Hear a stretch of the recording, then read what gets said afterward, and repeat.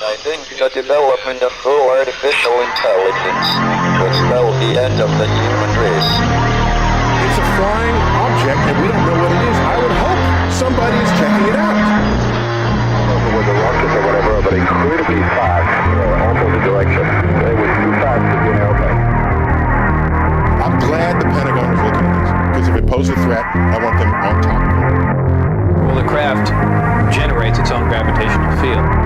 So you said there's lights in the sky? The internet has become the command center for criminals and terrorists.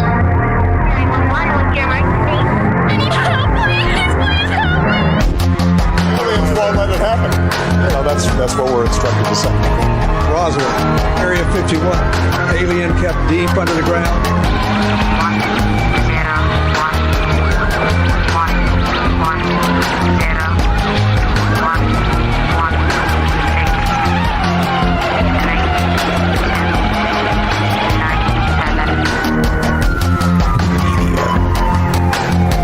Doesn't have your best interest in mind.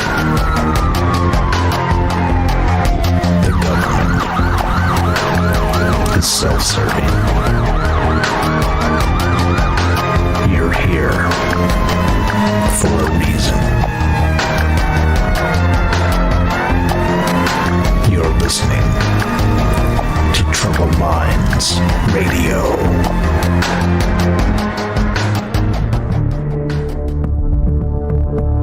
Broadcasting live from a secret bunker just off the extraterrestrial highway. Somewhere in the desert sands outside of Las Vegas. From somewhere in space-time, loosely labeled Generation X on planet Earth.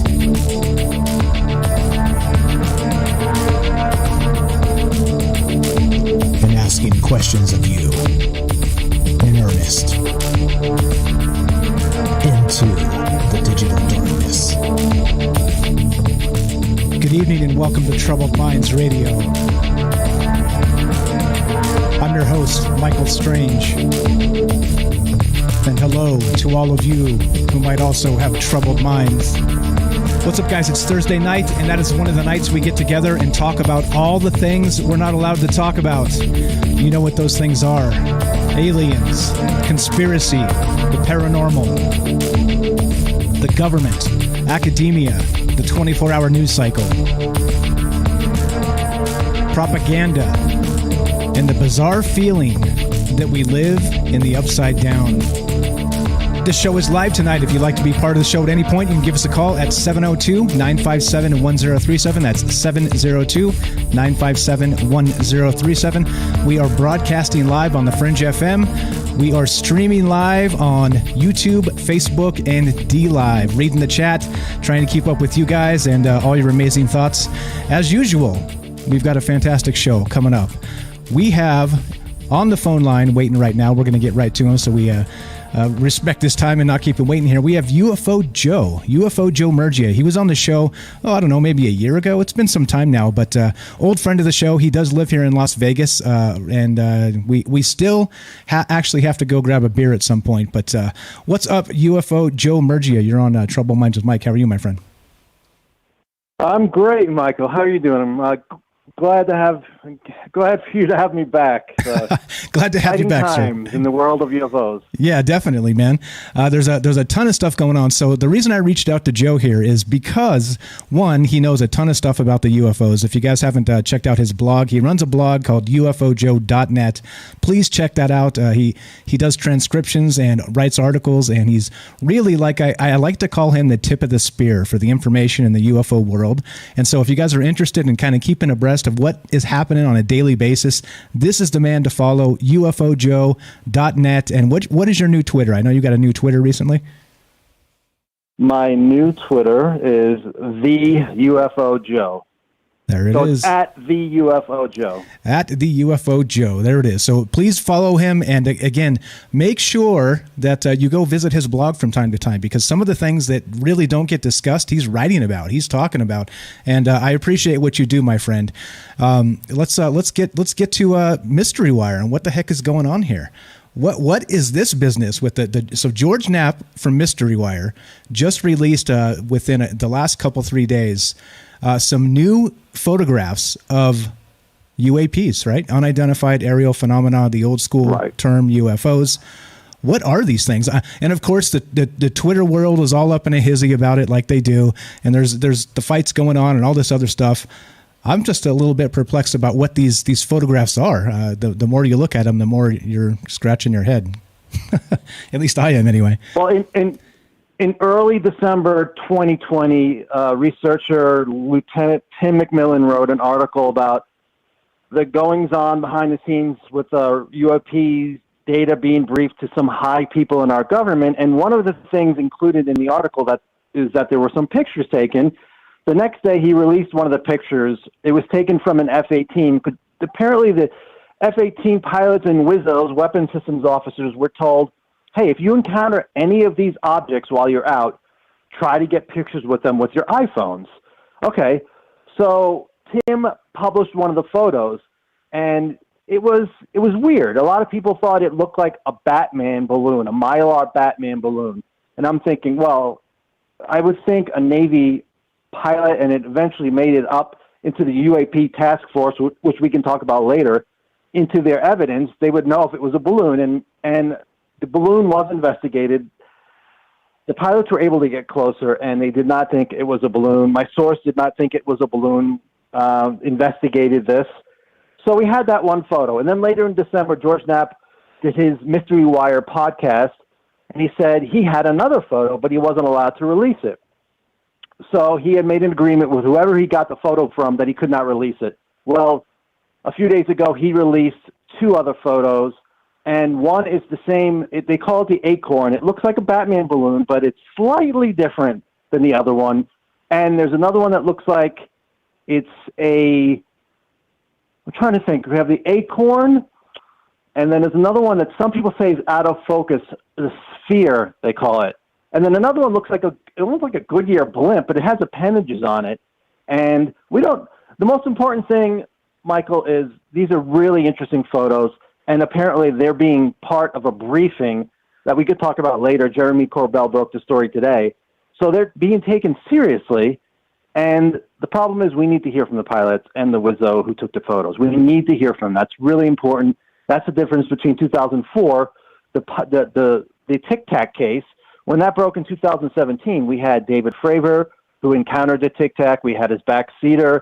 Not his backseater, the person in the other F-18, the backseater, go in the New York Times and talk about what they saw. And then we had the other pilot from the other plane that provided cover for him. She spoke on unidentified. So we had pilots talking about it. We've had radar people talking about it. People who were on the ship have spoken about it publicly, too. Most of them were publicly, except for the female pilot. She was anonymous.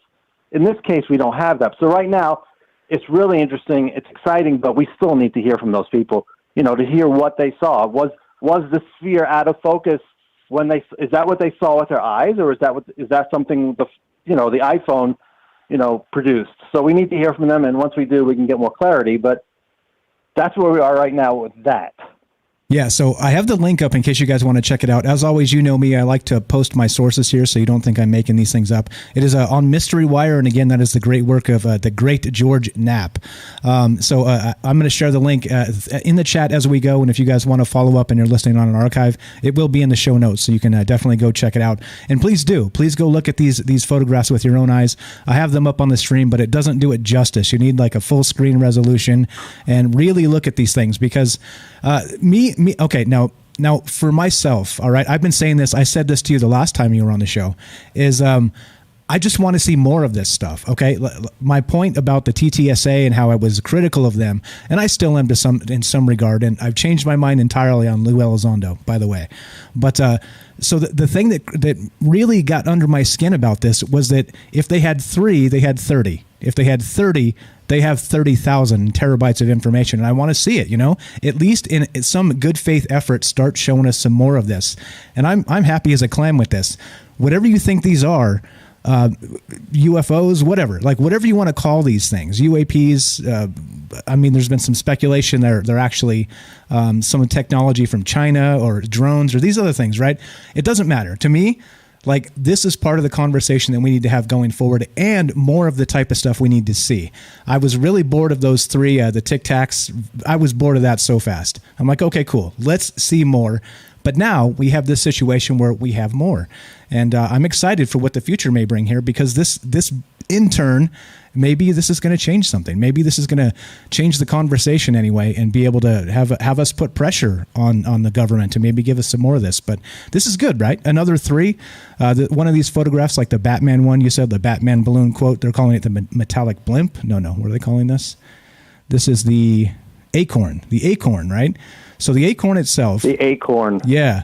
So this one has been out for a little while, but these other two are brand new. And so, like I said, I want to see new stuff. If I see new stuff, I'm happy, even if it's not compelling enough for your, to whet your appetite of what the future may bring. To me, the more, the better. So I'm happy about this. This is good stuff. And the issue I had was I wasn't expecting, the most amazing UFO pictures in the world. George Knapp did not hype it. He said, listen, I had this photo.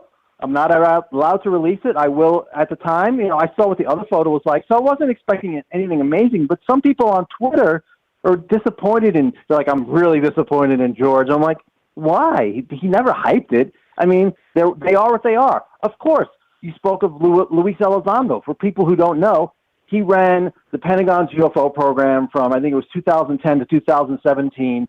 And he said recently, a few months ago, he said, our representatives are being briefed, and when they come out of the briefing room, they're amazed, and they're saying, a lot of them are saying, this isn't ours. Obviously, they're not being shown those photographs. They're being shown some really good stuff. He said some of it is within 50 feet of the cockpit. Excuse me. That's the stuff you and I want to see. But realistically, they're classifying it. Do I think it should be classified? No, I think there are ways they could show us those photos and videos without giving away sources and methods, which is the reason they always give being classified. But you and I know it's got to be more than that. It's got to be more that they're afraid once they show one close video of an object, making a 90-degree turn, it's going to wake up a lot of people. And we have Senator Rubio, who's he is the co-head of the Senate Intelligence Committee. I forget what it is. He's the second guy in charge of the Senate Intelligence Committee. He was the head last year when he started talking about it. And he's like, listen, there are things over our sensitive military airspace. We don't know what it is. It's not ours. We need to know what it is. Simple, full stop. Simple. We need to know what it is. Is it possible it's Russian in China? Or Chinese? Yeah, it's possible, but as he said, he goes, the more preferable answer is that it's from off-planet, because if it's Russian or Chinese, we've been leapfrogged so much, we are screwed. And that tells you what technology they're looking at that we have not seen. And that's hopefully, I don't know if hopefully when this report comes out, it's supposed to be June 25th, whether or not it's delayed or not, but hopefully we get to see just one, it just takes one clear video backed up by a pilot and his backseater saying, that's what we saw. We cannot do that. That'll do make a lot of progress for us with the general audience, mainstream population who still ignores the subject. Yeah, agreed. And like I said, the more the merrier. And if we're just seeing pictures like this, and so there's some other interesting tidbits about these photographs, right? The ones we're looking at from Mystery Wire, they're up on the screen. I'm sharing the links as we go so you guys can check this stuff out with your own eyes. Please do go look. It's important. This may be an important thing for the future, right? As more of this information comes out and some of this looks more or less like the Tic Tacs or otherwise, right? So please go look at this stuff. If you're just joining us tonight, we are talking with Joe Murgia, UFO Joe Murgia of UFOJoe.net, and talking about this Mystery Wire stuff, right, that was just released by George Knapp. And you have a great point on all of this, is that there's a lot of this hype going on in the UFO community, right? Everybody's trying to hype their thing. Like, oh, it seems like for the past, several weeks, almost every day on UFO Twitter, if anybody follows this stuff, there's been like, oh, by the way, tomorrow, something big is coming, right? And it's been like whispers almost every day. Am I exaggerating here? It just seems like every time I tune into that world for just a second, I'm like, really? Again? Something big coming tomorrow again? But to your credit there, and what George Knapp has done, he didn't hype this at all. You're completely right. And I agree with that. Why should you? I think that the photographs of Knapp should be hyping themselves, because who knows what the heck this stuff is, right? Right. And, I'm guilty of hyping. Last year, it wasn't my material I was hyping. I was hyping the New York Times article, which behind the scenes I was told was going to be amazing. And Leslie Kane finally came out a couple of months ago and said, listen, our article had a lot more stuff in it. It touched on crash retrievals, and it had a quote from Eric Davis saying he briefed 2 intelligence committees about the retrieval of off-world vehicles. I mean, I have people in my family who have not had interest in this text me and say, did you see that quote? I'm like, yeah. I said, I saw it. I saw it. I know Eric Davis. I'm friends with him, and that's an amazing quote. Basically ignored by the mainstream, and there was a lot more in that article, but it was edited down. So, I have hopes that information will make it out either in a future article from Leslie and Ralph Blumenthal, or somebody else will do it, hopefully. I've heard some things that may be coming out later in the year, but I don't know, and I don't know how good it is. And I've learned my lesson. I got excited about it. I don't want to apologize for getting excited. No, you shouldn't. And I did add, the editors had control of that article. In the end, it's always the editors. And George Knapp was hammering it home, saying, listen, that's a really tough lift for them to get that information in there. So the fact that they were able to get multiple quotes from Senator Harry Reid and Luis Elizondo and Eric Davis in there talking about, materials and craft and possible retrievals, that was an amazing thing. So, yeah, and UFO Twitter, stuff's been hyped, but, stuff's been happening, and it's definitely progress.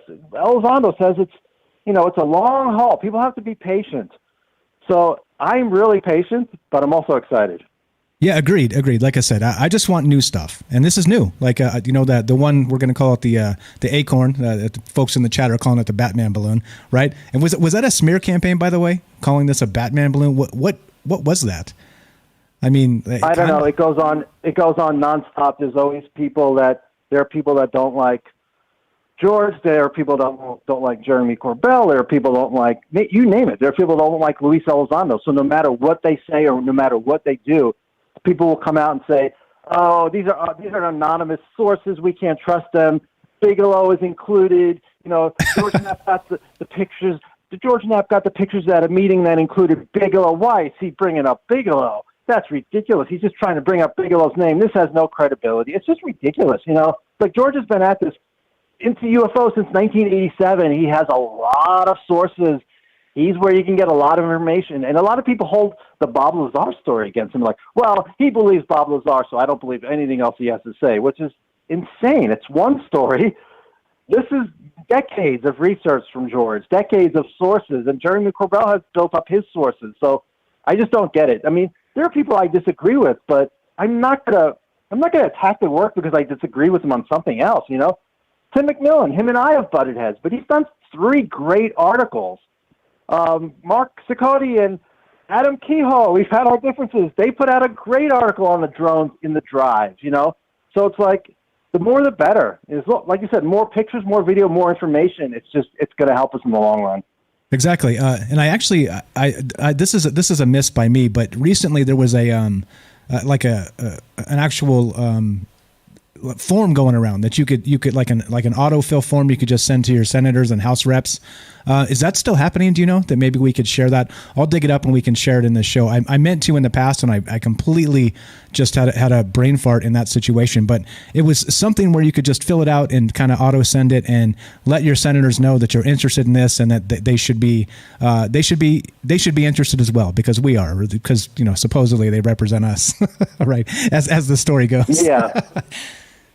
It's funny because I don't know how many years ago, it was like 5 or 6 years ago, Christopher Mellon was on. I think he was on another show, and he was asked about should we write our senators and congressmen, and he was like, "Well, yeah." He goes, "But I work for some of them, and a lot of stuff will just end up in the garbage can." But don't stop doing it. Especially now. It's just we need more. I think the problem is we don't have enough people. We're still a small percentage of the population. If we can grow the percentage larger and larger, and then we start, I still think we can have impact with our numbers, and I do think I know what you're talking about, and I'm sure that's still on Twitter. But I still think we need a lot more people on our side, and that's what's so great about more videos, more articles. The mainstream media has been really good lately. On cable news, for some reason, it's only been Fox News and some of the right-wing smaller outlets like Newsmax, but MSNBC and CNN, for the most part, have been MIA within the last, when these stories have broken. They have not done any stories. They don't have Elizondo on. He's consistently on Fox News. So hopefully that changes, which we need him to be everywhere. And I don't know why that's happening. Yeah, agreed. And it is a little bit weird that, UFOs get clicks, right? I mean, this has been probably one of the most viral things in the history of the internet, where they say like boobs and UFOs built the internet, right? Something like that. And I think it's completely true. I mean, right? But for some reason, like this stuff gets censored still. Like you said, CNN not picking up a lot of these things when they should, and even YouTube kind of cracking down on some of the takes that are put up there. I don't know if they're fake videos or if they're people just way too far out there. But there still seems to be like a little coalition against this, and I don't know who it is or who's really pulling those strings from on high. But it seems like somebody out there is definitely against this information coming out, right? Yeah, I mean, I don't know if it is that. I don't know if that's why CNN or MSNBC doesn't cover it, because they're so busy covering politics. There are people within the Pentagon, we've heard from multiple sources, that do not want UFOs to be studied, and it's from a religious aspect. They don't want. I don't know if they think it's demonic, and we just should not study it. And that same thing was going on back when the military had their psychic remote viewing program going on. It was killed in part because the same type of people thought it was demonic and, did not want us to study it. So that's still going on. I mean, Lou Elizondo's predecessor lost his job because of that. They tried to ruin his career. That's the guy who had the experience at Skinwalker Ranch. So that's a really strong, those people still have some power within the Pentagon in our government. As far as the cable news, I don't know if there's any connections at all to those folks. I don't know. I'm just speculating about that. Well, I mean, that's my job, man. I'm supposed to speculate here. So if you don't want to say it, I'll say it. I think there's definitely some pressure from somewhere, right? And there's powerful people that rub elbows with those Pentagon types, and maybe wink, wink. You know what I'm saying? So I'll say it. You don't have to say it. But okay, that's fair enough. Okay, so we got to take. But if that was the case. But if that was the case, I just don't know why they would cover it. I mean, Erin Burnett had Luis Elizondo saying, in my opinion, I believe we may not be alone. So that was a pretty big deal. So I don't know why they would cover it and then not cover it now, but who knows? I don't know. Exactly. So we're going to take a quick break here. We're on the phone here with UFO Joe Murgia of UFOJoe.net. I like to call him the tip of the spear with UFO information, because he's always. I'm pretty sure I can't get one by this guy. I can throw him a couple curveballs, and I'm nearly certain he's going to know what I'm talking about. Very knowledgeable about the UAP world right now. Follows it nearly every day religiously, and you should too. You should follow UFOJoe.net. Check this guy out. He definitely has a lot of information. I promise you, if you follow just his blog, you will be smarter than most of the UFO people out there, period, just because he does such an in-depth job. So good stuff. I appreciate that, Joe. You're listening to Troubled Minds tonight. I'm Michael Strange. This is Joe Murgia, and we're talking about, of course, the things we love to talk about, and that would be UFOs, UAPs. So we're going to take a quick break. If you want to be part of the show, are you okay to take calls, Joe? Yeah, definitely. Okay, so if you want to ask Joe a question or myself a question, you can give us a call at 702-957-1037. That's 702-957-1037. And once again, this is Troubled Minds. I'm Mike. This is Joe. We're talking UFOs. Don't go anywhere. More after the break. I'm going to mute you up, Joe. Come get you in like 5 minutes. All right. Thanks, Michael. Thank you.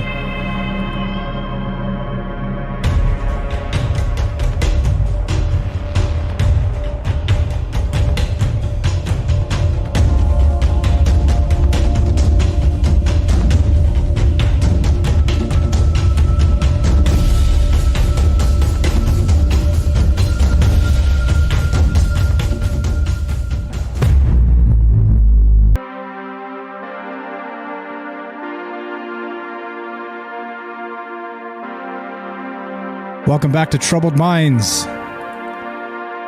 We are streaming on Facebook, YouTube, D-Live. We are broadcasting live on the Fringe FM. I'm Michael Strange, your host. We are here tonight with UFO Joe Murgia of ufojoe.net. Go check out his blog. Good stuff. Like I said, tip of the spear with UFO information.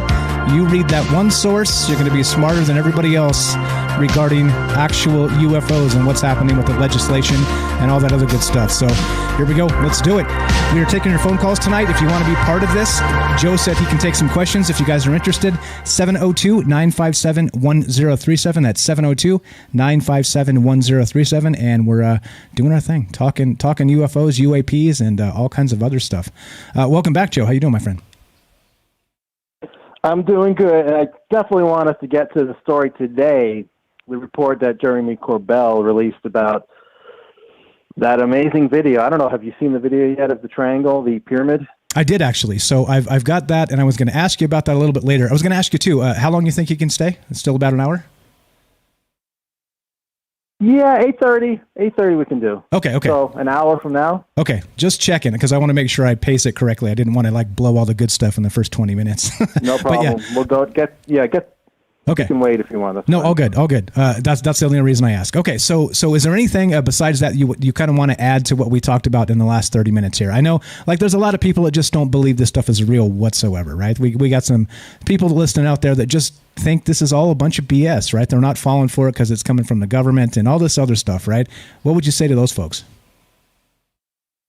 Well, I mean, I understand people being skeptical, but our F-18 pilots in the Navy are seeing this stuff a lot, and they don't know what it is, and they're asking for help, and the Navy's been very open. The Air Force has not been. I mean, I think there's some help behind the scenes, but nothing like the Navy. And it's across the board. It's not, we have Rubio and Ratcliffe, Republicans, but we also have Mark Warner. We have Senator Harry Reid. Senator Harry Reid started this with a Republican and a Democrat back in 2007, and they wanted to know what was going on, and they wanted to study UFOs and the paranormal. They're not trying to pull anything over on us. If you listen to Reid, he doesn't come to a conclusion. If you listen to some of the more serious people, they don't come to a conclusion. I mean, I heard you talking during the break. Some of this could be our tech. Yeah, I think we have some amazing tech that is going to blow people away. I don't know that for a fact, but that's definitely a possibility. I don't think all of this is our tech. Some of these sightings go back hundreds and hundreds of years.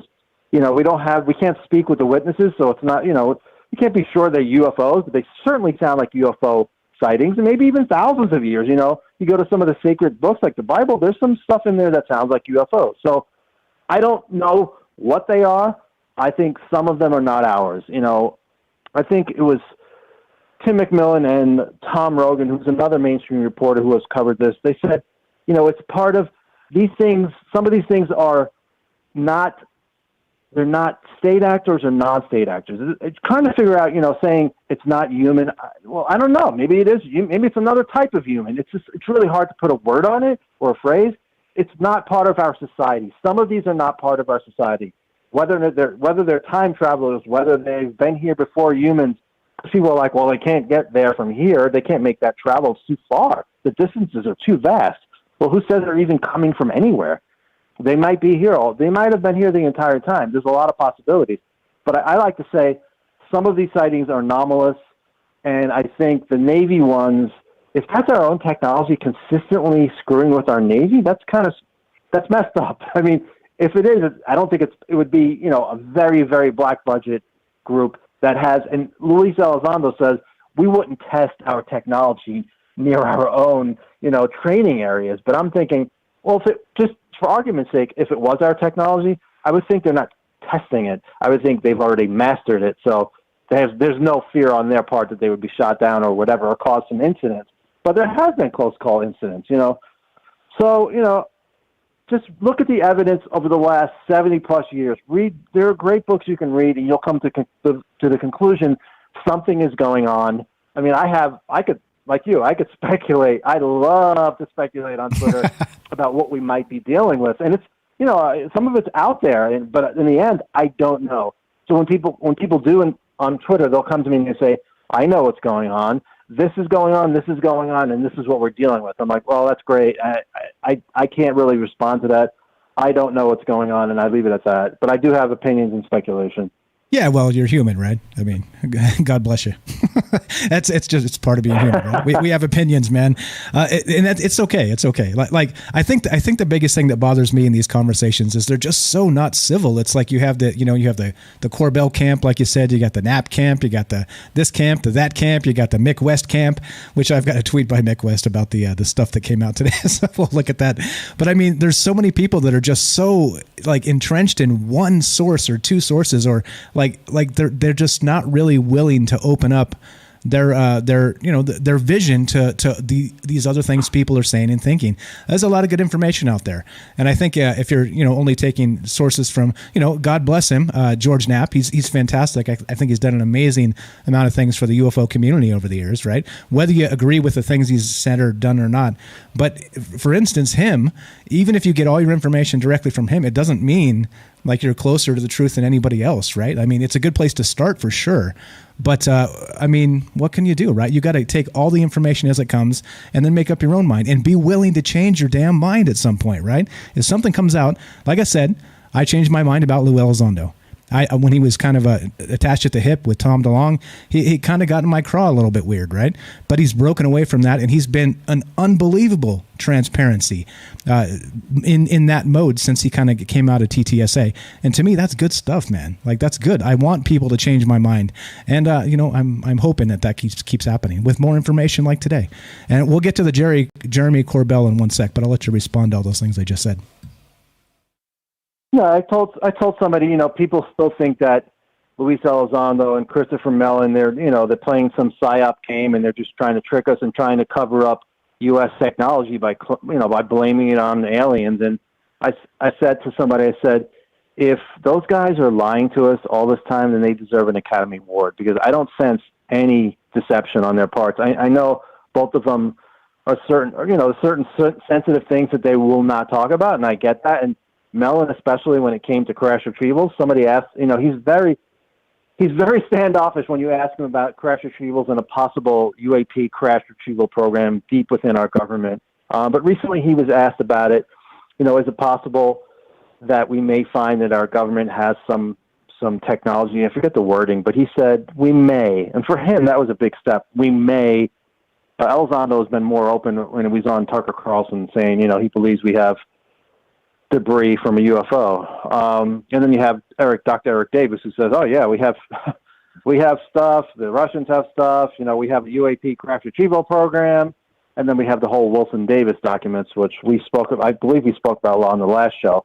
But it's great to change your mind. It's great to have, when it comes to what we're dealing with, I change my mind all the time. Probably, every few days I'm like, you go back and look at some of my older Twitter comments. I had opinions that I still consider them, but in the end, I always come back to, I don't know. I don't know what we're dealing with. I don't know if we're dealing with one intelligence. I don't know if we're dealing with multiple intelligences, one intelligence that's pretending to be multiple intelligences.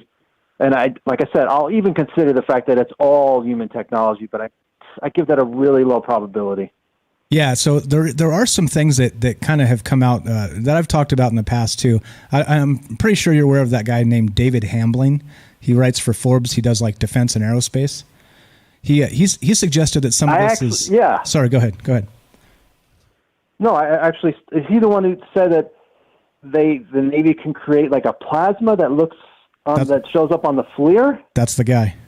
Yeah. So he's agreed to do an interview. We got to set up in a time, and I'll talk to him about that and get some more specifics. But I think things like that, right? It's a little bit outside of the box, but he's talking from a defense technology standpoint, and I think those are important places to look, right? You kind of got to turn over all the rocks. But just curious if you've heard of him and that whole theory there. Yeah, it's funny because I was going through some of my articles trying to close some windows on my laptop, and I stumbled upon that article again. I'm like, I need to share it because I'm pretty sure I shared it when it came out. So it definitely gives you pause. If it was just FLIR, are they able to trick a FLIR? That's why we need the radar. That's why we need the witnesses. When they, if a witness says, I saw it with my own eyes, that's a big difference. That's why David Fravor is one of the most important witnesses in the history of UFOs. The guy was he led a squadron, and he saw the UFO up close. The other plane saw it from above. His backseater, who has not spoken out publicly, he or she saw it, and he got within a half a mile of it. So yeah, I'm curious to see what he has to say, and I will definitely be listening to that show. Okay, I'll let you know when it's coming. We got a phone call here. Okay. We got the Copper Mustache from YouTube. Let's get him on. And what's up, Copper Mustache? You're on with Joe and Mike. You got a question for Joe? Let's make this fast because we want to make sure we get Joe as much time as possible. How are you tonight, my friend? Yeah, actually, it's going to be real fast. My question is, hey, Joe, nice to hear from you. The cameras that they used, they were iPods and stuff. And then I think one of your comments was, hey, guys, pick up your iPods. And yet we're flying around the most sophisticated equipment in the world, airplanes, and we're telling them to take pictures of these things because we know they're out there with iPhones. I mean, even Goose had a nice fancy camera when he went upside down with Matt. and here, I think it was a Polaroid. But anyway, I'm trying not to be negative here. Trying to really figure this one out. Why would they be sent up with just their iPhones? Well, I mean, there's got to be cameras in that thing that are way more advanced than an iPhone camera. No, they definitely have. They have FLIR. They have a heads-up display video, and we're not going to see that stuff, at least right now. So, Jeremy Corbell was saying there's a lot more videos and photos, but for some reason they're allowing them to release the iPhone pictures. I don't know if they have iPhone videos. And, we speculate why can they release that and not something from the FLIR? So I don't know. Is it because, it's like, well, that's your personal stuff, but it's also would be part of classified situation, but these are not classified. George and Jeremy spoke about it today, and they're like, these are not classified. So I would have to speculate as why they were letting that out. And I guess the argument would be, well, the FLIR is going to tell you the capabilities of the F-18, which is, I think that's nonsense. On some of those videos, I think it's nonsense. On some, obviously, yeah, they don't want to give away where they are exactly, and they don't want to give away whatever. If they're chasing this object, they don't want to give that away. That the current capabilities of the F-18. But yeah, it's not what I want to see. I don't want to see a distant iPhone. But as Michael said, it's better than nothing. But yeah, for us in the community, we're like, really, we know you have better. So it's just a matter of when are we going to get to see that stuff? Apparently, Corbell and Eric Davis, they've spoken about a data warehouse of data, that goes back decades. And then if we have a craft, talk about pie in the sky, talk about naive. Last year, I thought during all the excitement, I'm like, we're going to get to see that craft because I believe we have an intact craft, at least one. So let's just start with the FLIR videos. Let us see them. So that's why we're really curious to see what happens June 25th or whenever that report comes out, to see what data they've collected from the different agencies. And Brian Bender from Politico says a lot of those agencies are not giving up their UFO data. Surprise, surprise. So they're strong-arming. Yeah, they're strong-arming the Director of National Intelligence, whoever's going to them and saying, listen, we want your UFO data. You have to give it up. The Senate Intelligence Committee has asked for it. But they're like, yeah, we're not going to give it up. So we'll see. The Biden administration is going to have to step up. They're the ones that can force them to do it. Hopefully they don't destroy evidence because, we both know there's probably amazing stuff that just one, like I said earlier, one amazing video of something taking a 90-degree turn from a FLIR or something, just a regular video camera, the heads-up display they have in those F-18s.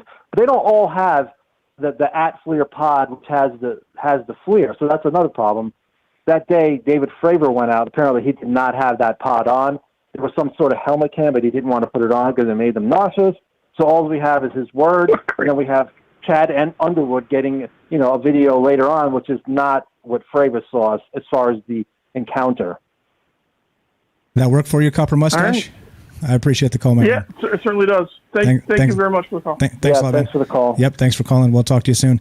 All right, so I think there's a lot there, right? And it's a hell of a question. When here's another one too. How about this one, Joe? We've been watching this rover that's landed the helicopter on Mars, right? Now, for some reason, we're told that on that helicopter, right, that they spent hundreds of millions or maybe even $1 billion to send to Mars. There's supposedly only a 13 megapixel camera on that little helicopter. It doesn't make sense. Yeah, does That's disappointing. And Mars is something I got into when I first got into the subject back in the mid-'90s, and I do think there's stuff on Mars from somebody else. I don't know who it was, and I don't know if it was native to Mars or somebody came there. And that, I get people turned off when I say that, but we can find out. I think we need humans. The helicopter is great, but I think we need humans to go to some of the areas like Cydonia and take a look. There are places, because without humans going there, I don't think we're going to know just from pictures. We've had sites on the planet on Earth where they've had dives off the coast of Japan where they look like step pyramids, and you have geologists diving. One geologist says, "This is artificial. It's clearly artificial." Another geologist diving, "This is clearly natural." So it's going to be tough. We're going to have, I don't know when, if Elon Musk gets us there in a couple of years, great. Hopefully we get to Cydonia. But I think Mars plays a really big role in what's going on this planet. But we can leave that for another show. Yeah, totally. Just kind of wanted to ask your opinion on that, because it's really kind of the same thing, right? A cell phone camera on this super expensive thing. It makes no sense. Yeah, okay, that's disappointing. Yeah, totally right. Okay, so let's get to the Corbell stuff. You wanna explain what this is, and I'll pull it up and maybe play the video here if we can. I think I can. Okay, I can do this. So in 2020, my friend Dave Beatty, who produced The Nimitz Encounters, which everybody, if you haven't watched that, it's a great documentary on what happened back in 2004, November, with the Tic Tac off the coast of California. And he said that one of his contacts, who was a Navy vet on board the USS Chaffee in 2004, when all that went down, well, he told Dave there was another incident in 2009 involving the USS Kidd. It was right close to where the Tic Tac event took place. And then the Navy vet said he knew someone who was on board the Kidd. And Dave took it from there. He sent out a Freedom of Information Act for the deck logs, and he found out that the Snoopy team was deployed. Basically, that's these guys, once a Snoopy team it's called Snoopy Team Away, they have 5 minutes to get to the highest point in the ship and then document video and photo. It's usually a couple of guys, and just document everything they can, whatever it is. And at this time, these guys were spotting, they wrote it down as drones or UAVs, which could be either an unidentified aerial vehicle or an unmanned aerial vehicle. So it's like, all right, drones, right? But this guy said he could see them with the naked eye, and they were eye level with the bridge hovering. Actually, Dave's source had a friend who said they looked like, so David did not hear from this other source. The other source said they were like Tic Tacs, like from 2004. Okay, so we had that. But it's a secondary source. The main source did not say that, just that this incident happened. And then March of this year, The Drive, Adam Kehoe and Mark Cicotti, I'm not sure if I'm saying his name right, they did a follow-up. The first sighting was July 14th at night, and as many as 6 aircraft or UAV or drones or whatever were spotted at once. And they were flying for long periods of time in low visibility conditions. And I'm quoting from the article, they were performing brazen maneuvers over the Navy warships near a sensitive military training range less than 100 miles from Los Angeles. And the Coast Guard looked into it, the Navy, FBI, and it got a lot of attention and went up to the Chief of Naval Operations, who's the apex of the Navy's chain of command. And other ships activated the Snoopy team, and they reported additional sightings, red light flashing, white light. They wrote down drones, but some of them were over 90 minutes. It was like, one of the events was 3 hours. And emails made it to the Chief of Naval Operations, and the members of the Joint Chiefs of Staff. So then Corbell, so that's all we knew. It was great. That was on The Drive. People were like, oh, it's drones. And then Corbell today dropped the story, and I'll put a quote. It says, on May 1st, 2020, a classified briefing was generated about the UFO UAP presence via the Naval Office of Naval Intelligence. And those familiar with the briefing articulated to him, Corbell, that the goal was to destigmatize the UAP/UFO problem and promote more intelligence collection.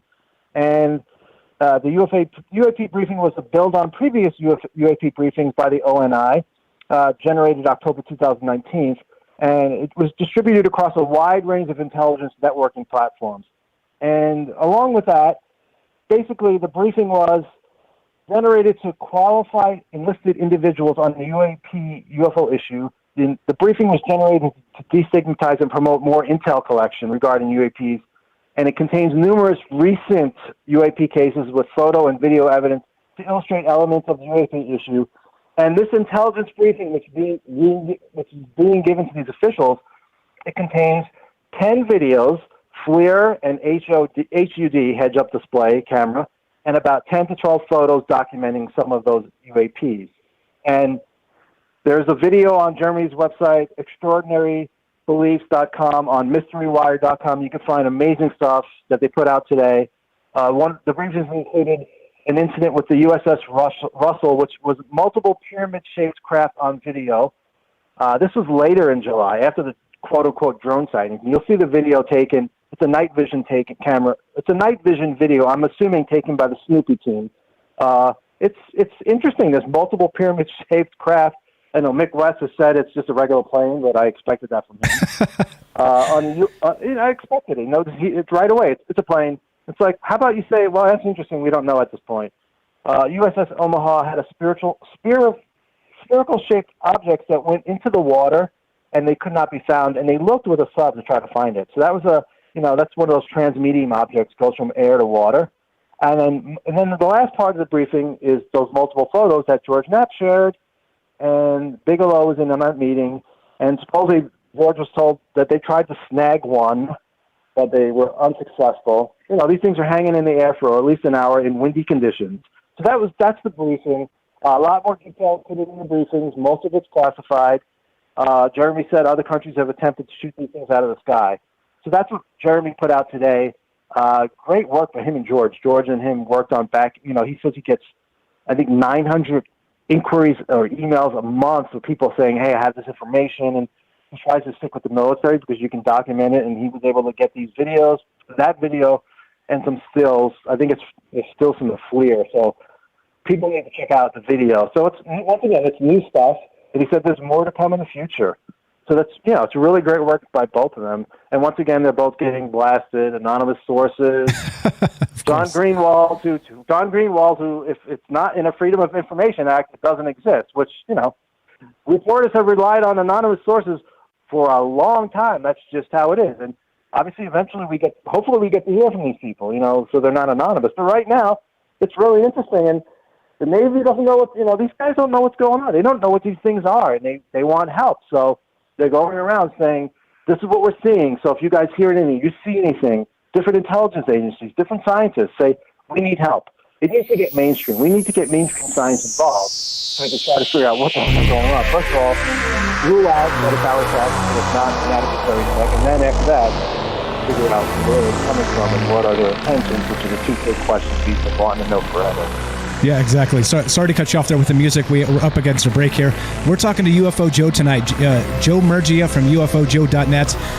I've got the Jeremy Corbell stuff up. We'll look at this further after the break and talk about this.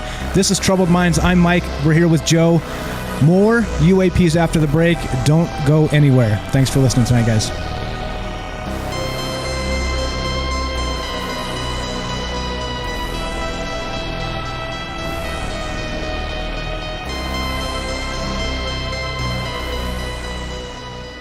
This is Michael Strange from Troubled Minds. Did you hear that scientists recently discovered radio waves coming from Proxima Centauri? Well, I cannot confirm nor deny. We are broadcasting from that neck of the woods. You are listening to KTLK, The Fringe FM. I wish none of this had happened. So do all who live to see such times, but that is not for them to decide. All we have to decide is what to do with the time that is given to us. There are other forces at work in this world, Frodo, besides the will of evil. Bilbo was meant to find the ring, in which case you also were meant to have it. And that is an encouraging thought.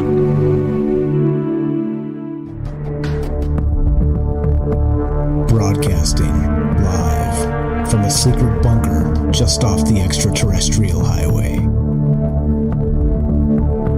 Somewhere in the desert sands outside of Las Vegas.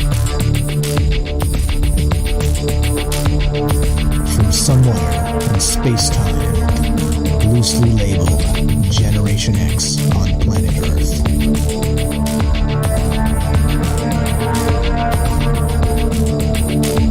And asking questions of you in earnest into the digital darkness. Good evening and welcome to Troubled Minds Radio. I'm your host, Michael Strange.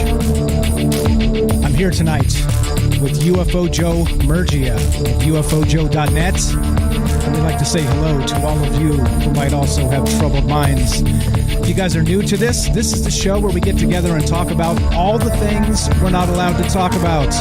You know what they are.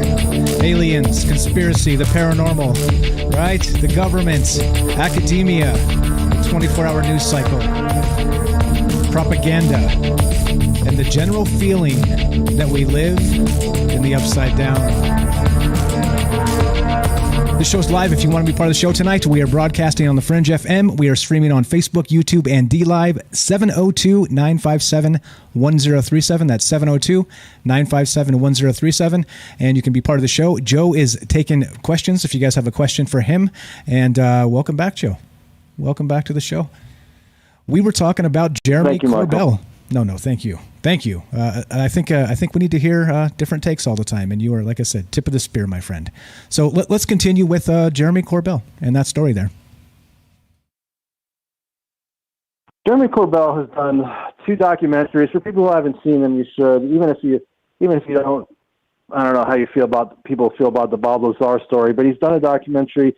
As far as he's done shorter documentaries, but he's done 2 full feature-length documentaries, one on Skinwalker Ranch and one on Bob Lazar. Skinwalker Ranch is the reason we're talking tonight. That's the reason this entire program started back in 2007, because a scientist with the Defense Intelligence Agency read the book by George Knapp and Colin Kerr called Hunt for the Skinwalker. And people need to read that book. First, the ranch, and then the second part of the book goes through all the possibilities that we may be dealing with as far as UFOs. And it's even that second part of the book is so underrated. It's just such a great job by those 2.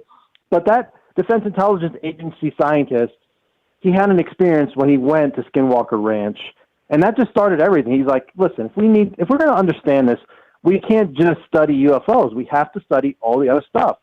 Poltergeist activity is connected to UFOs. Dr. Eric Davis, who's worked with the government as a consultant with the ATIP program in OSAP. He said close encounters always have poltergeist activity. People don't like it, but Bigfoot, orbs, poltergeist, all that stuff, it seems connected to UFOs, and that may give us a clue of what we're dealing with. It's probably, in my opinion, I'm not saying extraterrestrials aren't here, but we may be dealing with something, the majority that is not extraterrestrial, more interdimensional. And, if that's the case, maybe these objects can look like drones. I mean, they're showing up at nuclear sites, too. It's like, I don't see how are drones making it past, how are they making it past these, into this restricted areas without us even seeing them? All of a sudden, they're just popping up. So it's really, to me, I'm like, well, are they somehow from another dimension? Are they able to appear into this dimension? And that's, for some, that's too speculative. It's too, people don't even want me to go there. But that's where, I tell people you really need to read John Keel. And I didn't learn about Keel until a couple of years ago. Gary Nolan, who's done work with experiencers, he's like, you need to read Operation Trojan Horse. And it's probably one of the best book recommendations I've ever had. I have several of Keel's books I have waiting to be read. But it's just amazing, back in the 50s, they were open to a non-ET explanation. They call it paraphysical, which is basically, it's outside of the physical, including psychic. And Eric Davis and Jacques Vallée have written a paper. If you look online, it's at Vallee's website. I think it's jacquesvallée.net. I forget the title of it, but it deals with all the different things. And some of these objects are seen, they go into the ground, they change shape. And that's why it's interesting, those 3 photos that George released and Tim McMillan released, if that's the same object, we don't know if that's the same object in those 3 photos or it's 3 separate objects.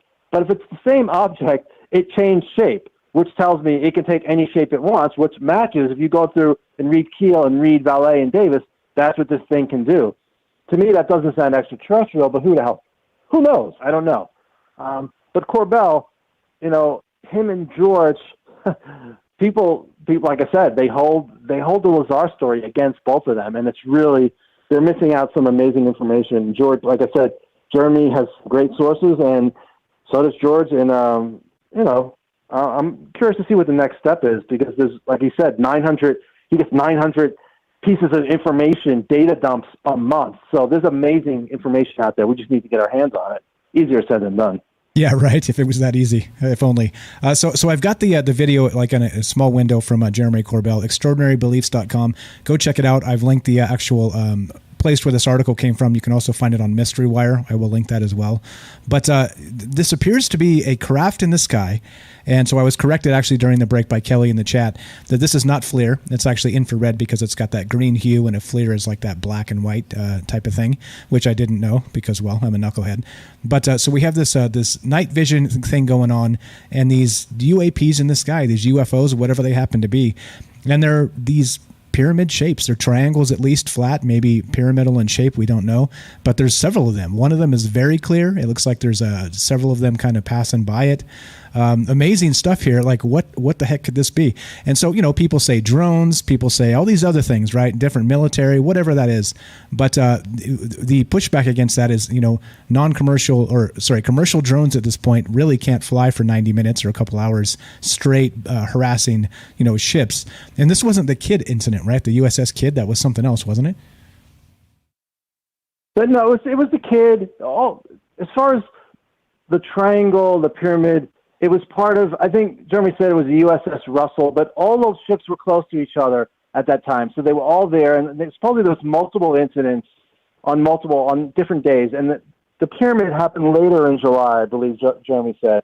So, yeah, I would like to, let's speak to the witnesses. It's going to be up to the Navy that lets active duty men and women come out and speak about what they've seen and experienced, because with the Tic Tac, those guys were retired, so it was a lot easier. The one pilot, she was still active. She still gives lectures. She still works for the Navy.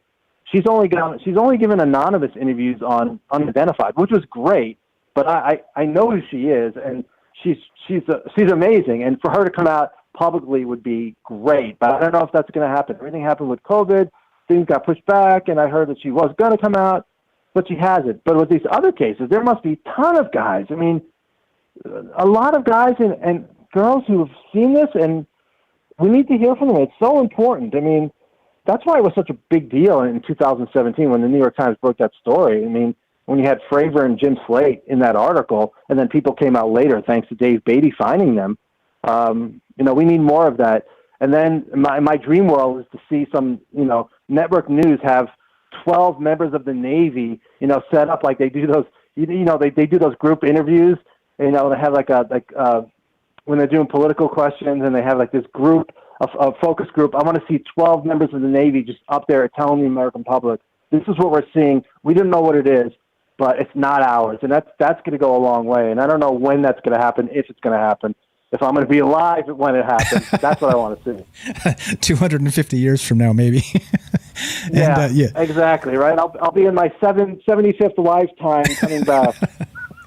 with the new technology, of course, which is coming to a movie theater near you. Okay, so exactly right, and it's funny that the triangles are. I think if we have technology, I think it may be some of those black triangles. Some of those black triangles might be ours. But I don't know that. I don't tell people, I know we have this, but I think we might have it. And that story is amazing. If we have anti-gravity, I think we spoke about it last time. That story's as big, if not bigger, than we're being visited, depending on what the visitors are doing here. If we have that technology, the whole world changes overnight, if we can get that technology out to the masses. Yeah, the actual anti-gravity tech. And the thing is, that's called the TR-3B, that triangular craft that many people have reported. It's got the 3 lights on each corner, right, or 1 light on each, you know, respective corner of the triangle, and it's silent. A friend of mine had a sighting. I had a sighting in when he was in the military, and just like that. And I don't know if it's the TRB 3 T3. I forget what it is. Edward Fouché back, I think it was in the 90s. That's when I first heard about it. But he thinks those three lights are the propulsion system. And I've seen that other places. Whether or not that is, I don't know. But I hope, like I said, that stuff's probably a bigger secret than if something non-human is visiting. But, speculation on my part. Yeah, so I would think that since there's so many sightings, it's hard to really refute that one in particular, and it makes me think maybe military, maybe we're so far ahead of what's actually going on here that we just can't let it out. I mean, you would expect, right? We're talking about basically it's an arms race. It's always been an arms race. It's always about war. It's always about defense. It's always about these things. That if you you had something that would change the world like that technology wise, it would be like burn barrel type stuff. Like you would get like a handwritten note, you would read it, and this thing would get burnt immediately. This isn't going to be something that's on like a server that can be hacked. You know what I mean? It would be so locked down that we would think it was alien, right? And I think it's possible. I think those things are possible at this point. What did Annie, what's her name? Annie Jacobson wrote that book about DARPA and was saying that they're 30, 40, 50 years ahead of us at any given time. And so maybe there's just that actual, extra propulsion system that they found that we're able to do these things. Who knows, man? And I think we can't really take that off the table. And something that in the promotion touches upon technology, a book, I'm really looking forward to 2 books this year. Jacques Vallée, his book should be coming out, I think, in May. And then I think it's August, late July, August. A name that a lot of people don't know is Ross Coulthart, who's a former 60 Minutes reporter in Australia. Guy is amazing, mainstream guy, national, and he has a book coming out, and I think it's going to make some waves. And I don't want to, like I said, I don't want to hype it, but I'm excited about that book, and I'm excited about Vallée's book. And as far as, for me, this is one of the explanations I hope we're dealing with when I see these objects, approaching nuclear missile sites and kind of nudging our Navy, like, here we are, you better make us public. I'm hoping it's some intelligence that shares the planet with us and says, hey, you guys are destroying the planet. We need to start acting up. We're going to, you need to get rid of your nukes. I'm hoping that's what it is. I don't know. That's just one theory people have had. It's ultra-terrestrials. They're here. They're on this planet, and they share this space with us. And which gets me to, I'm very conservative on my blog, but there's one recent blog where there's a retired intelligence officer who talks about encounters with ETs in a mountain, in a hollowed-out mountain. And this woman got so much flack for going public. I mean, really nasty stuff. And her background, apparently has been checked out by a guy who graduated from the Naval Academy, and she wrote briefings that made it up to the President and Joint Chiefs of Staff. Really solid, but she's talking about stuff that people can't believe, that she met face-to-face with these beings, non-human beings. And, she talks about telepathy and how that's our future. And but for the most part, I am very conservative on there. But she mentions how they told her they share this space with us. We can't see it. I'm guessing another dimension, but they share the space with us. So our activities do have an effect on them. If that's the case, then maybe we'll get our act together. But as you said, everything is war. Everything is weaponizing stuff. All these guys, they've been working in the defense industry for a long time, and they just think like that. That's how it is, and I don't know how we're going to break that. That's a really tough nut to crack. Yeah, especially when you have all the different, the things China and Russia are doing. I mean, like, how do you justify just going, let's talk peace, guys, constantly, And they're like, okay, sure, cross their fingers behind their back, and they're, making hypersonic weapons, It's like, okay, whatever. So actually, I was going to ask you about Anjali, is her name? Anjali Angaya, I think that's how you say it. We did a whole show on that. We talked about that, read some of that Reddit thread, and it's an interesting story, no? And so, we got the talk show here so we can speculate, drink some of the maybe juice. You don't got to hold us to the things we say as being true, but I think being able to speculate on these things is if they are true and kind of take them seriously is I think without doing that at least initially and kind of kicking the idea around in your head, I think maybe you do a disservice to all of it because, like you said, she seemed to have legitimate credentials. I'll reach out to her at some point too and see if we can get her on the show, but we did cover that and talk about it so the people on this show that listen know exactly what you were referencing there. What do you think about that?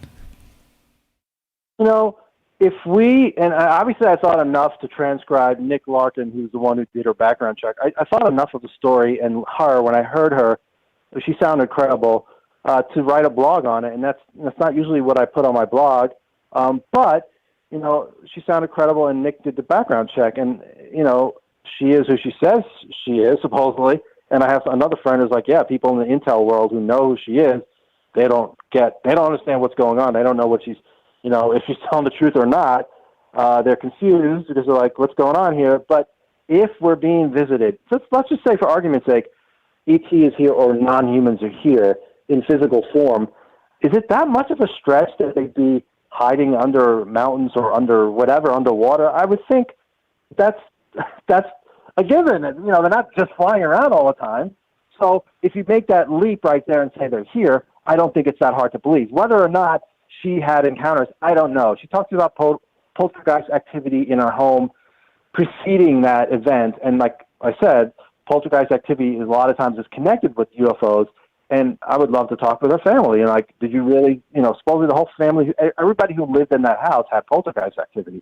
If those witnesses went public or even anonymous and I was able to speak with them, that would give me even more, you know, confidence that what she was talking about is real. But I don't think we can prove it, but I definitely think it's worth looking into further. And maybe the witness she was with, maybe that person will come out. The person who supposedly, allegedly took her there, I forget the guy's name, but, you know, supposedly dug, you know, people had a big problem with her story. He supposedly dug into this mountainside, but they were so, you would not, like the Reddit, people on Reddit, Twitter was bad, but Reddit was horrible. It's like, if you don't believe her, fine. You know, but this is the name calling and it's just insults. It was so out of control.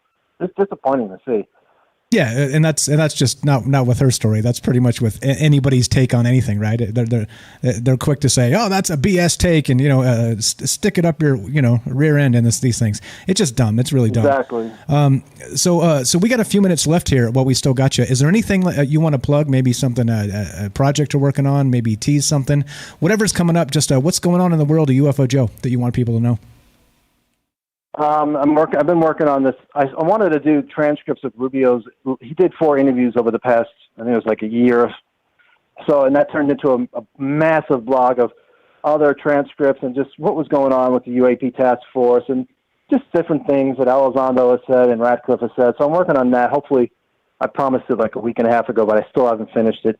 But one thing I told one of my Twitter followers I would talk about, it's a blog I have to finish. Somebody I know who's known for, in the world of psychics, remote viewing, he told me, I heard an interview he did with Linda Moulton Howe, and he spoke about encountering military working alongside ETs. And I was like, and there was no follow-up. So I wrote him, and I had follow-up. And he said other people he knows work in the military had these experiences, you know, and he won't tell me details because it was classified, the actual work he was doing. So, and I was like, should I share this? And I finally decided not to share it. But then people were like, just share it. So I have to finish that blog. And it's like, I'm sure it's going to be controversial, but I know the person. I like the person. I don't think he's just not somebody that just makes stuff up. People can, and he even said, he goes, maybe it was somebody wearing a mask. He goes, I don't really think that, but it's always possible. So if that's true, it's like, all bets are off. You know, we can go so far down the rabbit holes. You know, there are people out there who say there are jump rooms that can take us to Mars instantly. You know, there's a guy, I think it's Randy Kramer, who says there's battles going on Mars. We've been there and we battle with these ETs. You can go really far down the rabbit hole. It's like, where do you stop? Where do you start? It's like, that's why I try to stay conservative on my blog. Like, something's here. They've been interacting with us for a long time. I don't know what it is. I don't know what the intent is, but I'll speculate all day long. As far as plugging, that's it. You know, just the same stuff I'm doing. Twitter, I do a lot of my stuff on Twitter. People like that, and when I'm off on my days, that's all I do. I just try to find new stuff and quotes and things. And one of my other interests is connected is healing. What we talked about last time, Bill Bankston, he works, you know, with healing mice of cancer, and it's one of my most recommended books. Anything, Bill Bankston has written 2 books on healing, and they're just amazing. He's a perfect skeptic, very skeptical but open-minded, and he works solely on data, and I can't get people on UFO Twitter interested in him. And there's more data for his healing research than there is for UFOs. But people have that, they have that block, and I had that block too with healing until I found him. I'm like, oh, this guy actually does the experiments in laboratories. So that's that. And other than that, just doing my normal job and just doing this whenever I can. And when I have time off, it's great because I could do this nonstop. And I love it. Yeah, amen. So actually, last time you were on the show, we were supposed to circle back at some point and do Bankston. If you want to spend some time doing that, you let me know, man, because definitely, I think I did look into it last time you were on the show just to be prepared to talk about it, and there's some compelling stuff there. And the guy has said that there's definitely some technologies out there that are able to combat cancer and things like this, right? And so, like you shrug your shoulders and, like you said, look at the data. I mean, it's one thing to just kind of crap on everything out of habit, but it's another thing to be able to, like Socrates said, right? The mark of an educated mind is being able to accept an idea or entertain an idea without accepting it. And that's really what the show's about, right? It's all of these things because you never know. It just depends on who you're talking to. And if we're looking at data, actual data from a laboratory, it changes everything, does it not? But I think we should. You think we should get together at some point and do Bankston and kind of cover that?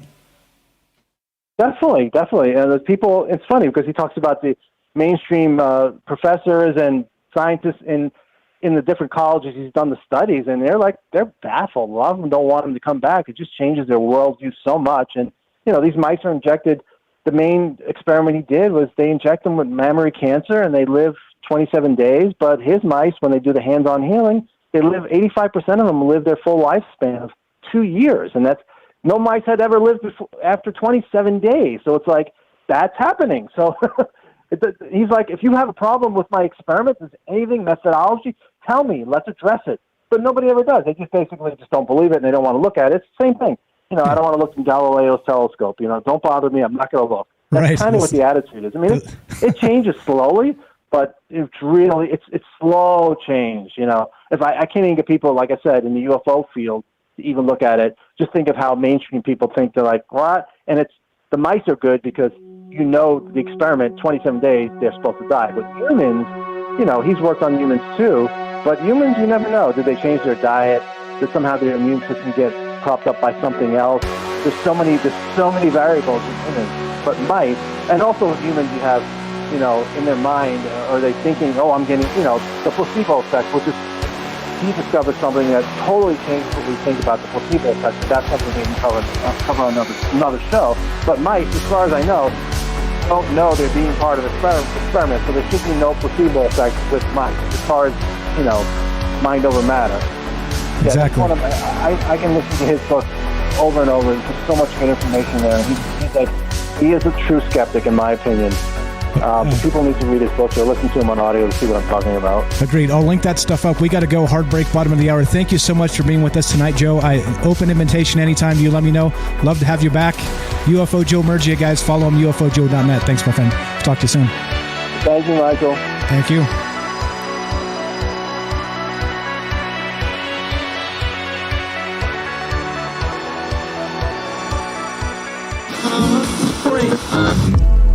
The truth is out there, and so are we.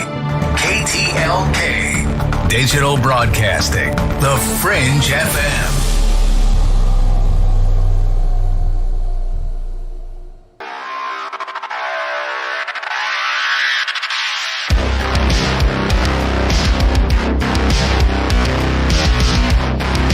Welcome back to Troubled Minds. I'm your host, Michael Strange. We are broadcasting live on the Fringe FM. We are streaming live on Facebook, YouTube, and DLive. We're talking UFOs tonight. We're talking UAPs. We're talking about Mystery Wire, Jeremy Corbell, and some interesting information that just came out the last 3 days. And what is this weird stuff in the sky? That's the question for tonight. Got one more segment on Fringe. You're looking to take your calls. 702-957-1037. That's 702-957-1037. TroubledMinds.org is the official website. You can click the Discord link there and get in here. Tell us what you think. No UFO Joe. He had to take off, but fantastic first hour and a half there. And I thank him very much for being on the show. But now it's your turn. So what do you think about all this? There's a whole lot of information coming out, and like I've always said, if there's 3 videos, there's 30. If there's 30, there's 3,000, and there's probably terabytes of data out there. We just haven't seen any of it. That's the thing that frustrates me the most, and it has the entire time with all of this information. That's we got 3 videos, right? Tom DeLonge and all that stuff, and it was literally 3 videos for 3 freaking years, right? And nothing new. And I just kept twiddling my thumbs and waiting for something new. And the last few days, we've got tons of new stuff. And whether you call those photographs compelling or whatever it happens to be, you end up actually asking yourself more questions. At least I did. And I'm happy. I'm happy that we have information coming out, whether you like the sources or you don't. This is the type of stuff we need, right? Actual military sources coming out, being vetted by people in the community or whoever. You don't have to be vetted by people in the community, just people bringing the information forward. So definitely good stuff. And I mean, that's the deal. We're taking your calls. What do you think about this stuff? About the Jeremy Corbell, those the pyramids in the sky, about the George Knapp stuff, about those photographs, which I'll put back up on the screen here. The 3 of them called one's the acorn, one is the metallic blimp, and the other is, what do we call this? The sphere. The sphere, the acorn, and the metallic blimp. And this again came on Mystery Wire today, and we could read some of this because Joe actually knows, UFO Joe knew a lot of this kind of off the top of his head because, of course, he studies this stuff. And so he was able to just kind of tell the story without reading any of this. I'm not that good. I forget details instantly because I have a goldfish brain. But I do have the article here, and so I can read some of this. But again, as always, like I said, I'd rather hear from you guys. What do you think about this? Let's check the Discord, make sure nobody's in there. All right, so no calls on Discord and no calls on the phone. That means you're up. If you can hear me, I'm talking to you. It's Thursday night. The date is April 8th, and we're talking UFOs tonight. So if you want to be part of the show, 702-957-1037. That's 702-957-1037. Troubledminds.org. Click the Discord link, and let's look at some of this. There's actually George Knapp does a great job. Again, I'm going to link this, and you guys can please go to his website. Give these guys the love for doing the work and putting this stuff out, right? Having the contacts they have, and actually trying to get the word out, right? I mean, like kind of like Joe was saying there, that George Knapp takes a lot of guff from people because of the Bob Lazar story, right? But I mean, okay, fine, just remove that from the entire equation. And if you think he was wrong on that, fine, he's wrong on that. But then look at all the rest of the stuff he's talked about. I think that's what we need to do, and why we need to keep an open mind regarding all the things that we always talk about on this show. That alien base in the underground and things like this. Like we always say, drinking a hefty dose of the maybe juice to consider it, to actually consider the possibility of these things, because it does change everything. What's up? Kelly says, I'm not allowed to call till the 3rd hour because I have a dirty sailor's mouth. Yes, indeed, sir. I appreciate that. If anybody else, Kelly is most welcome at 9 when we do the 3rd hour. If you want to be part of the show tonight, 702-957-1037. That was a funny comment, Kelly. Good stuff. Reading the chat, guys, and just trying to keep up with you. All right, so let's go. Let's just read some of this. So this is straight from Mystery Wire. And this is the show. This is what we were talking about today. This is kind of what spawned this, and why I reached out to Joe last night and asked him, hey, do you want to talk about this stuff? Because there's a lot of new information coming out. And what he actually said to me on Twitter last night was, hey, there might be a new thing coming out from Corbell too. He's been kind of teasing this a little bit. So, and this was the Green Pyramid video that we looked at. So definitely a good time to do this and catch up on some of the information that's coming out.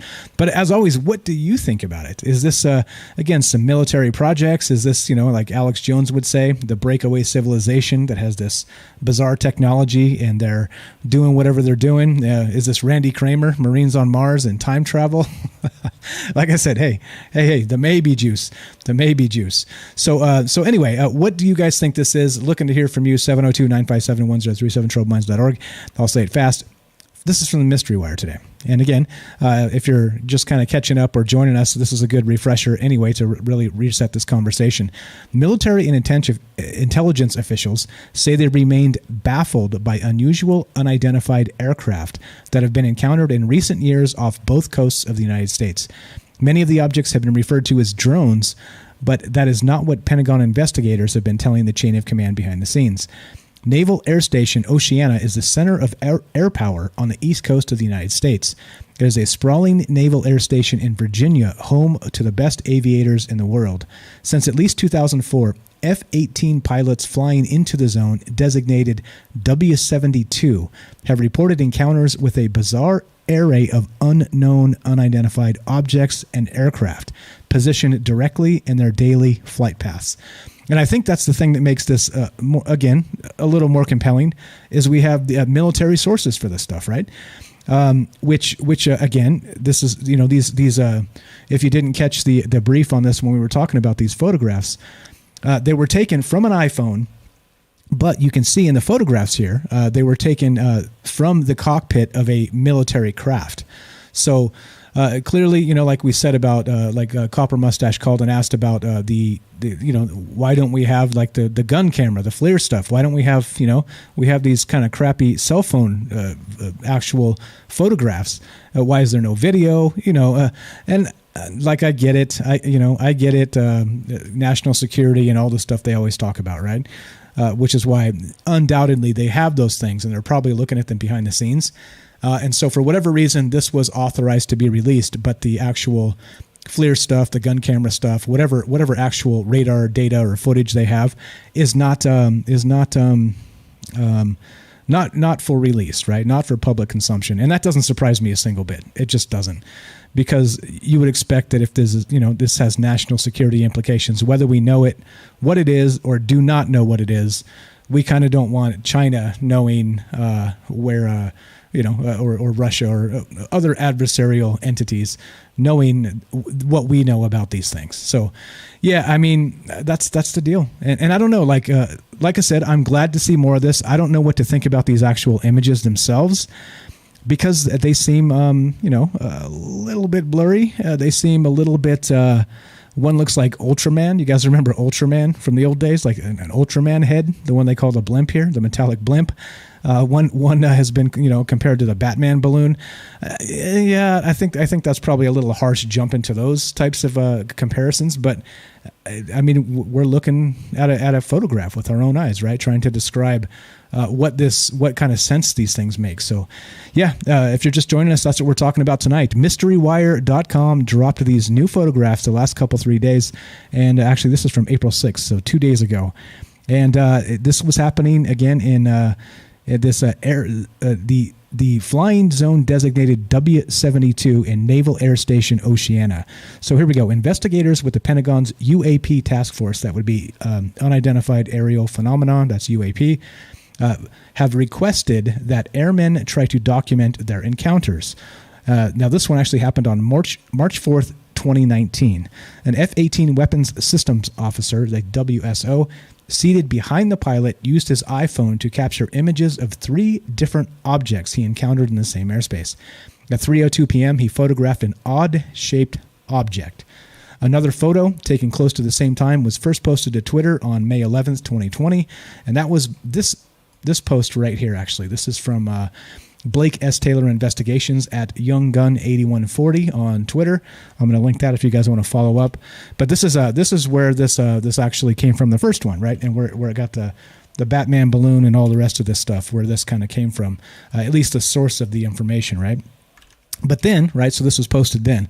But now there's new stuff. There's new stuff here. So other photos taken on the same day. Remember, all this happened on the same day. And like Joe was saying, which is kind of an interesting take, we don't know if this was the same object and was just changing shapes, right? Which would kind of actually coincide a little bit with what David Hambling said with the plasma UFOs, right? Where you're able to take this plasma image in the sky and change it into whatever you want. Like I said, I made the joke in the past that means you could put Elvis in the sky playing a guitar, right? And they would see it. They would see it as such. And I think that's the thing, is we have to, again, keep an open mind on what these things may be, and they're putting them out there to see what kind of reactions pilots have, to see what kind of radar data that gets picked up by whatever they put in the sky. I don't know. Again, I'm favorable to that more than I am that these are aliens, right? But who the heck knows? Who am I to say? I don't have answers. Again, I'm the questions guy, not the answers guy. So that's the question tonight. What do you think this stuff is? Dropped by George Knapp on MysteryWire.com. That's his website. We will put this up again. All the links you can follow. And then this was followed up, in addition, today. This is hot off the press from Jeremy Corbell. And so we not only have these other ones called the Sphere, the Acorn, and the Metallic Blimp, right, which is what these are called, these actual UFOs they see in the sky. There's more. What happened today is, let's go to this. This is from extraordinarybeliefs.com. And we'll read just a little bit of this. Again, looking to hear from you guys. We're talking about UFOs tonight and the information that just got dropped in the last 3 days. And as you know, we try and keep up on at least the peripheral conversation as this stuff happens, as the UFOs happen, and as the conversation kind of leans that way. So we'll keep an eye on it. We're not as deep into it as UFO Joe there, but we do like to stay up on what the new releases are. And wink, wink. This is a new release. So here we go. This is from April 8th, 2021, and this is exactly what Joe was talking about, the Jeremy Corbell stuff. Extraordinarybeliefs.com, Jeremy Corbell. Here we go. So Jeremy is an investigative filmmaker and journalist working in the field of UFO research. He says he receives anonymous communications and data drops on a daily basis. It's something that he asked for publicly long ago. I provided my contact information and prompted for people to reach out with cases and leads regarding the UFO phenomenon. I've repeated this request on radio, television, and popular podcasts. So you see, he's actually asking for people to send him military information, and so he can release these things, right? And they can do it anonymously and get the word out on what's actually in our skies out there. Is this friendly skies? Is this not so friendly skies? I think it just depends on who you call, right, or who you talk to. It's some people say these things are a threat in the sky. Some people say they are benevolent and they're here to help us. I think you could look to the Bloodsoes, and I think they say, if you're familiar with that case, the Fayetteville incident, they say that some of that family believes that the entities that are here to help us, and they talk about the woman being one of the entities that shows up and tries to contact us. So I think there's a whole bunch of other weird stuff here. Here's a good one too. I'm going to read this from Robert in the Facebook chat. He says this, and now this is interesting, an interesting take on these things in the sky. Organic life is based upon water-based gel-like structures, upon microscopic solids embedded in liquids. Life is based on gels in water, so maybe life exists which is based on gels in air. If low mass and not easily disrupted like smoke clouds, then such things might take the form of spheres. And actually, I can't remember the guy's name, but there's somebody that was actually kind of pointing to some images around Saturn back in the day. This is years and years ago, but kind of suggesting exactly what you're suggesting there, that some of these things they see in space, these anomalous things, may not be UFOs, but what if they're life forms? In some capacity, right? Maybe we're thinking too much in terms of technology, and what if these things are the actual entities themselves? Yeah, good way to put it here. And so who knows, right? You kind of have to keep an open mind when you're talking about things that we don't know about. Matthew says, I really want to see the skeptics get owned just once, something that'll shut them up. Geo Magician on YouTube says, seems like Mylar balloons flopping around to me. Maybe, right? Fred says, what gets me is the Air Force keeping so quiet. What are they hiding? And you were right. I think that's the worst part of this, is we don't get the information we need from the sources that should be providing it. And I think, that's for obvious reasons. Unfortunately, back to the defense stuff, and it's always war all the time. But like I said, because the other guys are doing it, we have to keep up with the Joneses. Otherwise, you get owned in the next war. And unfortunately, that's a part of the human condition. But again, we got a few minutes left on the final segment here on Fringe. If you want to be part of the show, 702-957-1037. What do you think about this stuff? What do you think these are? Are they life forms in the sky, like Robert suggests? Are they maybe plasma, radar spoofing things, like as David Hambling wrote, and I'm more akin to believe on things like this? Or is it something interdimensional? Is this actual extraterrestrial? And this in this case, we're not asking a general question. We're actually asking specifically what these photographs are, and what George Knapp released today, 2 days ago, and what Jeremy Corbell released today. So not only do we have those three images that we were talking about for most of the show here, which of course is the sphere, the acorn, and the metallic blimp as they are described. Then today we have Jeremy Corbell that released this other stuff, and it's a pyramid in the sky. Right, so I'll put this up on the screen one more time as we wind this down. But looking to hear from you guys. What do you think about this stuff, and what does it all mean? As always, what does it all mean? Make sure to you guys take the time and go give some love to the folks that provide the information, that help this show. The UFO Joe, UFOJoe.net, Twitter @the UFO Joe. Go to Jeremy Corbell's site, which is, extraordinarybeliefs.com.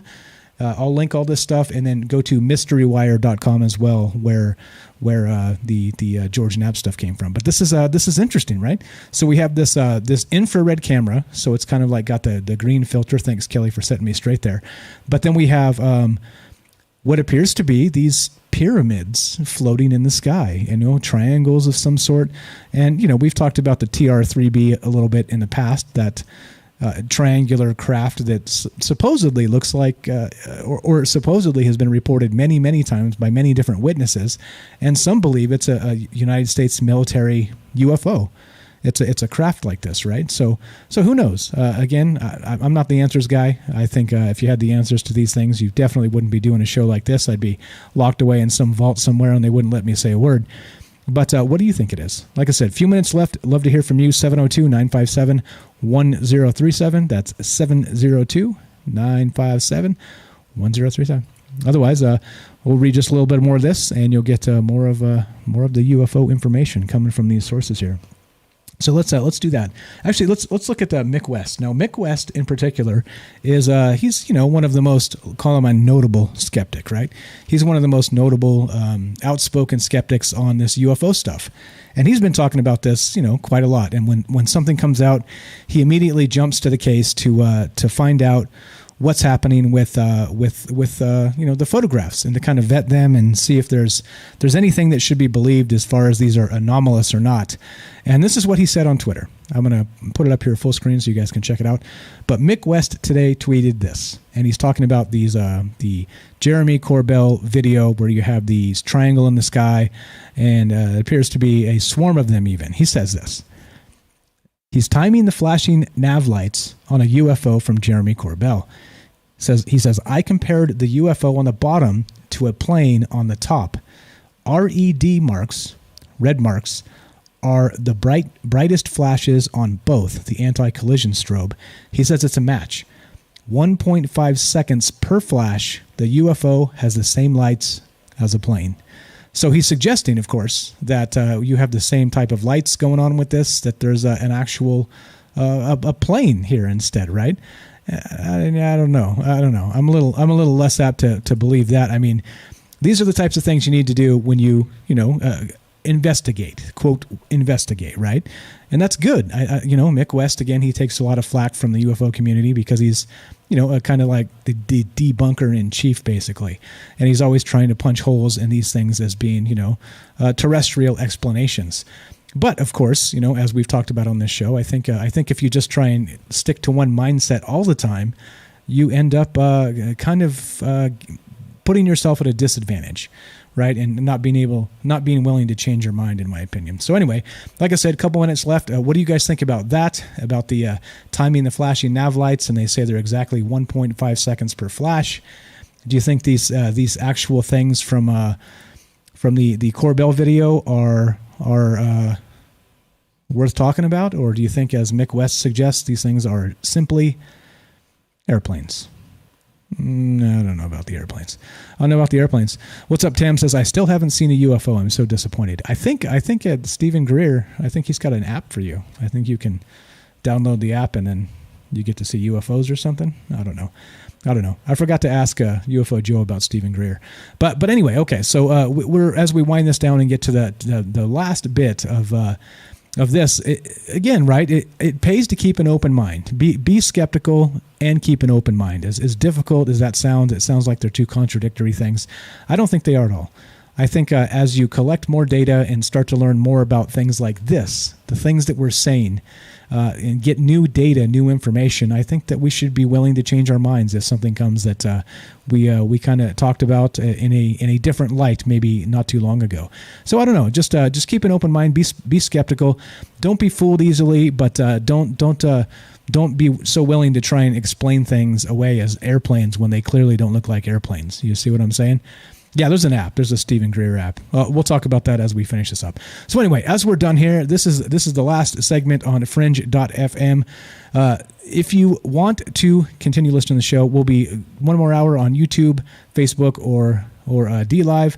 If you're listening on the Fringe FM, stay tuned for Joe Roop of Lighting the Void. Fantastic stuff. And then after that, Ryan Gable, The Secret Teachings. It's a bang-up lineup on the nights we go, because we just stack up good show after good show after good show. And then before us, we got the Rogie Report, and we've got Alex Exum. We got all kinds of stuff on the Fringe FM. If you guys aren't familiar with these shows, please check them out. Definitely good stuff, and I'm glad to be a part of it. So let's play some outro and finish this up. As we finish the night, the question remains: what is all this stuff? What are these things in the sky? And are they a threat? I think that's what it comes down to. I don't know. I don't have any of those answers. I wish I did, but we're going to keep talking about it. We're going to keep paying attention. And as this stuff comes and goes and does its thing, we'll be there watching. We'll make sure that we see what's happening. And that's what this show's about. This is Troubled Minds. I'm Michael Strange. Be sure, be strong, be true. Like I said, if you're on the Fringe FM, stay tuned for Joe Roop Lighting the Void. If you're on YouTube, Facebook, or D-Live, stay tuned for the third hour of Troubled Minds. More UFOs, UAPs. Still taking your calls. Thanks for hanging out with us tonight, guys. From our Troubled Minds to yours, have a great night.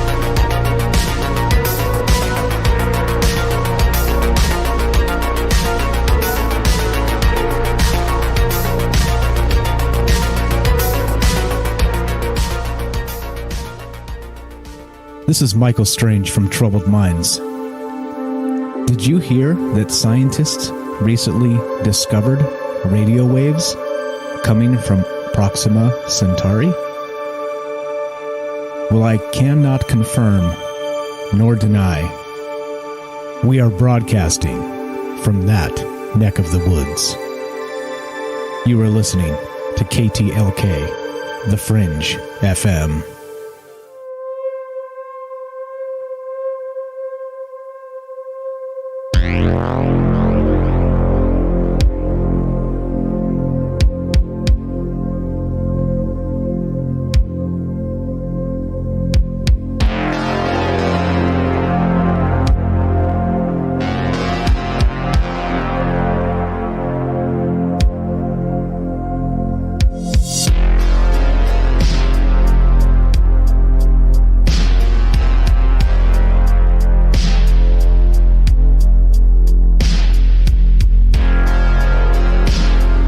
What's up? We got, we're done on the Fringe. We got 1 more hour coming up. What's up? Chloroform says, yeah, that's what I was thinking. And then I was interested until his sales pitch. Well, apparently you just showed up at the wrong time as we transition from the radio to YouTube. I don't know. Oh, geez. Well, you can't please everybody, right? What can you do?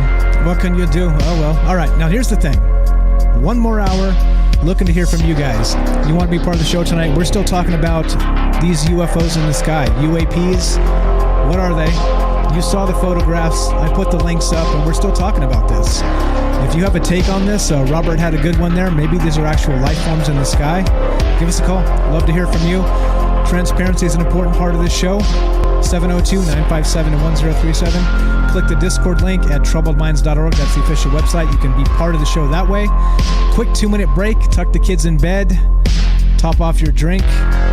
Grab some popcorn. One more hour of Troubled Minds coming up. Looking to hear from you guys. Be right back. 2-minute break.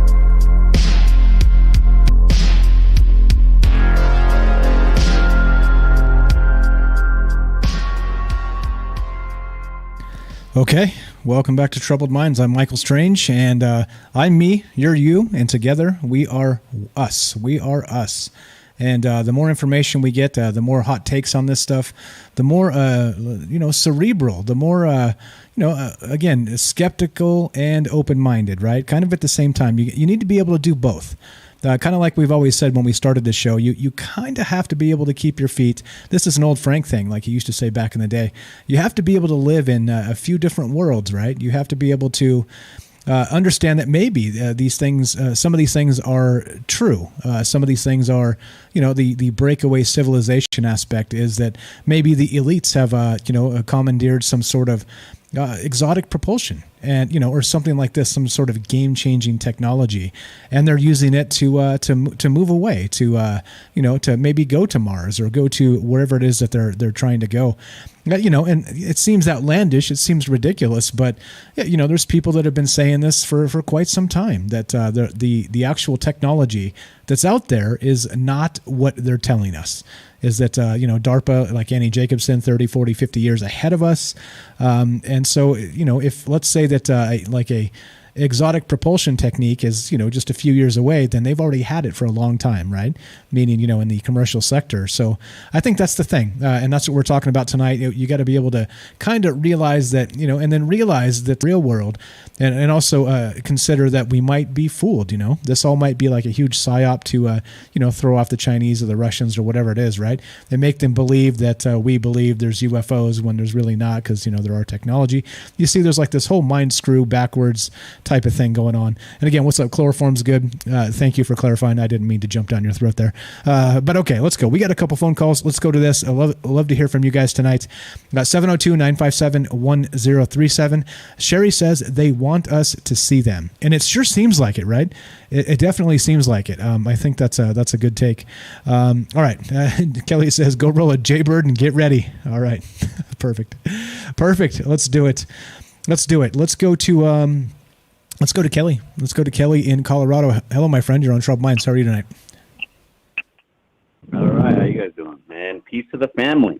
Yeah. Peace and love, my friend. What do you think about all this crazy stuff? Did you see the George Knapp stuff and those photographs? Yeah, I seen that what the pilot took while he was inside his cockpit. Exactly. Yeah. What do you think? Okay, so when I think about all these people that are coming out and, they come out with these videos that so supposedly the Navy pilots have, filmed. Because Oceana's over in Virginia, that's the East Coast, and the other one that was a Tic Tac, that was over there on the West Coast off of San Diego. But because, aircraft carriers, and what we do is we go off about 100 nautical miles, and we're getting prepped ready for deployment. We call those things workups, and we go out for probably about a month, and we do a bunch of figure eights. And we get the ship ready for all tactical and battle readiness, and then also for firefighting. Pilots, they're always doing their touch and goes, see if they can land. You know what I mean? They have the pilots see if they can catch the wires and stuff on the Navy ships. So, we get ready for that. Also work with our destroyers and our cruisers, make sure we're all linked together and, operating as a well-oiled machine. So when I look at that and I, think when I put myself in my military mind, I look at those videos. The first ones I didn't like because the reason why I dislike them is because you hear the pilots, supposed to be sound. What they sound like to me, they're playing a video game, like I was saying earlier on one of the comments I had on one other show that we were talking about this, was that if you look at it, and you can hear these pilots, our pilots don't talk like that. They're like, hey, dude, did you see that? Yeah, yeah. You know, so that kind of threw me off. I don't agree with that one. I don't think that one's real. And if they're talking about plasma, then we're talking about Operation Blue Beam. You know what I mean? Because, you know, they called it a sky projector at one time. They're using a laser sky projector where they could, you know, they have like a 6G now or something like that where they can, you know, or the 5G or what they're calling it, or 4D tech where it looks like, you know, have you seen them on, like, I think they have them at, like, zoos or at Disneyland where it looks like you know, you can see a whale. It actually looks like a whale jumping out of the water, and it looks all real. So if that's what we're talking about, that they're creating in plasma, that's what I'm thinking. But again, like I'm trying to say, put myself in the military mind. So when the pilots go up, they're being briefed on what they're going to be encountering, what they're doing. You know, we play war games and whatnot, you know, try to, you know, do a realistic thing is what we can do. So a pilot goes up, he gets all this information. Now, if they're off the coast where these aircraft are, right, and so there's going to be 100 nautical miles away from the shore. So, and if they're claiming that these things are UAVs, right, if they're, you know, some drones, then whose are they? Are they ours? They have to would be. Because like I said, my thinking is that it could be, you know, pilots are being told what to look for. Now the pilot, he's not scared. He obviously sees something. He's like thinking it's pretty cool that we got new tech. He took some videos of himself inside of his cockpit. Because if you're asking for any kind of film off a military aircraft, you're going to have, you know, that's going to take pull a lot of strings, a lot of red tape, try to get that video. Because everything's top secret when they come on off those aircraft. Even when they take them off, you know, you can't even, like, there are people they have to have top secret clearances to even take it out of the aircraft, put it in the aircraft, even, you know, handling it. So for me to think about that, saying, okay, so these pilots are not, obviously, they're not scared. You know, they're actually knowing what they're doing. Because if we send our pilots up, even in through, like, off this coast that we're doing, you know, they're constantly vigilant on, like, you know, because we also have Russian aircraft which fly over us. We fly over Russian aircraft. You know, they have the bombers. We have ours. We all play this, you know, the news, they try to, you know, propaganda, and they're trying to say that, you know, look at what, you know, our pilots are dealing with. But that's a natural everyday thing that happens during deployments like that. It's just we always testing each other's bubbles, and that's more or less what it is. Now, if anybody was to break from that and start taking down aircraft, that's going to be a real huge issue. So if we have a pilot that's roaming around the skies and he sees this thing, he's already known what it is. Because if not, and it's an unknown, it's either one or two things. We know that it's our drone and it's up there, and we're doing a lot of testing on it, or we know that it's you know, like our I guess what we call, you know, our Space Force now, or they're alien aircraft that we know, and we can't take them down. You know what I mean? They're known as friendlies. That's the only reason why they would allow something like that to get that close to either coast, from the East Coast to the West Coast, getting that close to the United States. Period. They would be taking that shit down, shooting it down, chasing it, even though if they couldn't catch it. You know what I mean? You know, you hear pilots always talk about that. And if, you know, I don't know if they're going to say that all these things, you know, they can create like with a plasma either, because our pilots been seeing this stuff since World War I and II. You know, they call them they call them Foo Fighters. Foo Fighters. Sorry about that. Yeah, they call them Foo Fighters. So, you know, it's not like, you know, the first time that we've ever seen any of these. So, you know, again, it's either, you know, our pilots, when we're going up, I say that's either, you know, they have to know. They got to know. They're looking for something, you know what I mean? They're ready for it. The one in the pictures, I would have to say that those ones look like man-made. I wouldn't say if they were ours or it could be somebody else's. The one that looks like a unicorn, I actually posted something to the Discord chat, and it looks like one that looks like if you flip it upside down, you know, the round part, and if this is the one that was caught off of the International Space Station, I posted that one in the Discord chat. And also there was another group, there was a group of older gentlemen, and this was probably about 10, 12 years ago, But they used to sit out, and they were out in Vegas. They kind of like, they would just sit out in one of the friends' house, and it was kind of like, you know, they're pretty well off, so they had a house kind of like, you know, away from everybody. But it was kind of, they would watch these airplane or aircraft flying in all the time at a military base. And they've actually filmed and took photographs of this one. It looks like a triangle. So that, you know, people would call the TR-3B, but it's an incredible picture. I actually posted that one on there too. I took still pictures of that, the video that they had, if you want to check that out. Yeah, actually, I've got it. I'm putting it up on the screen here. So this is what Kelly just shared in the Discord. I'm putting up. You guys can check it out. I've got an actual direct link as well, so you can pull it up in your browser and take a look, and full screen if you need to, which again is a part of doing this, right? If you're interested in what these things look like, you should probably be taking a closer look, right, as much as you can. So here we go, putting it up on the screen, and there you go. There you go.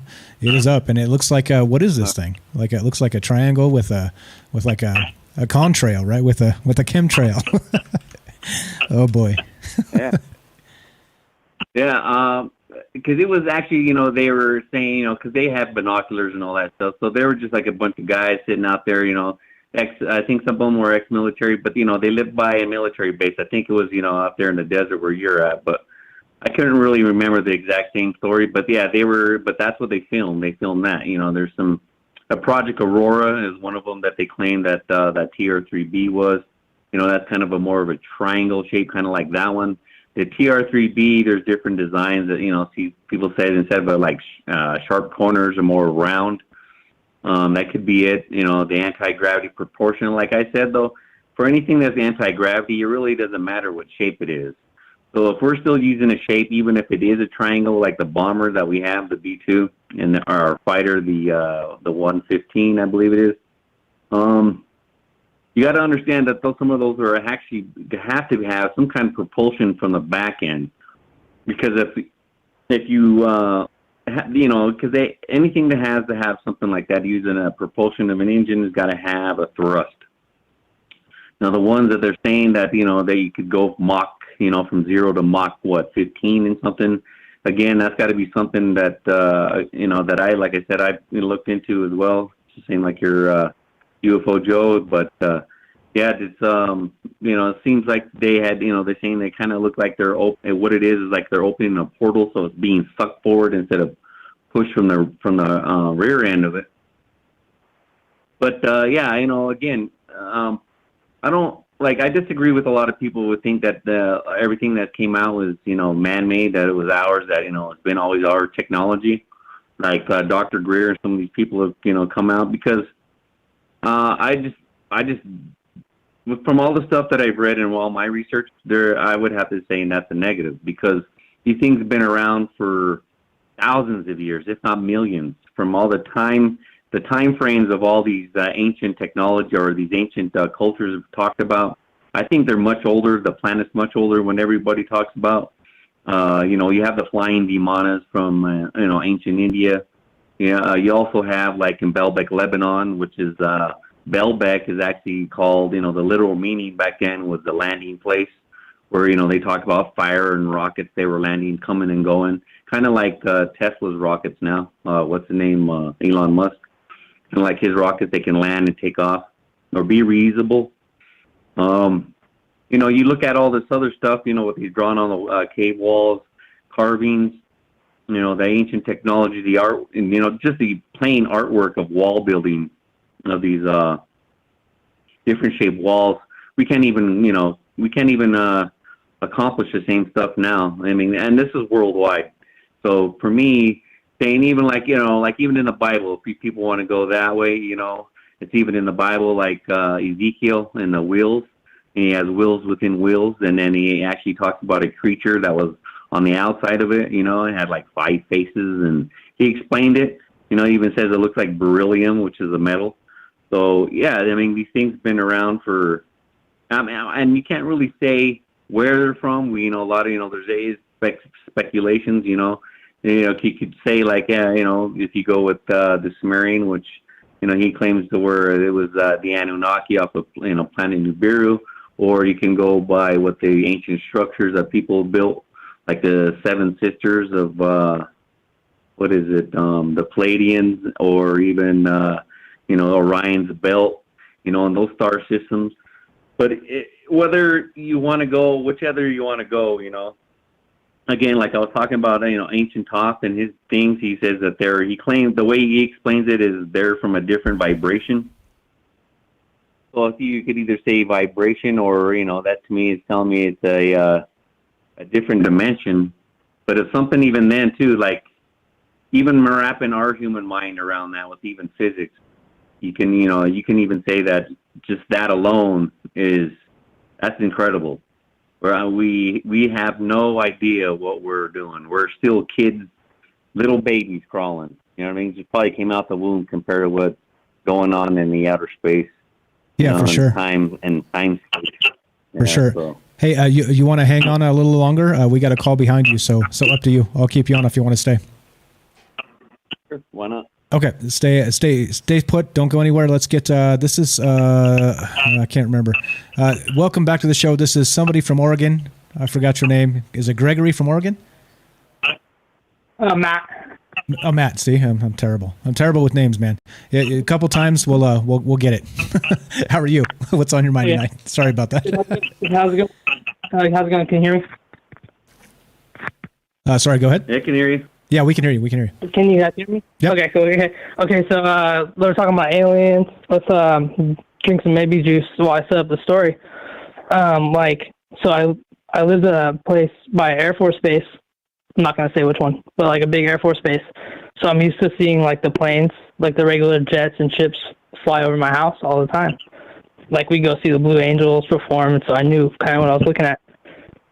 And then also, I want to set this up, is like I lived on a hill. My house was on top of a hill. So like put yourself on a hill. And like when you look out, you can see the sky, like the horizons below you.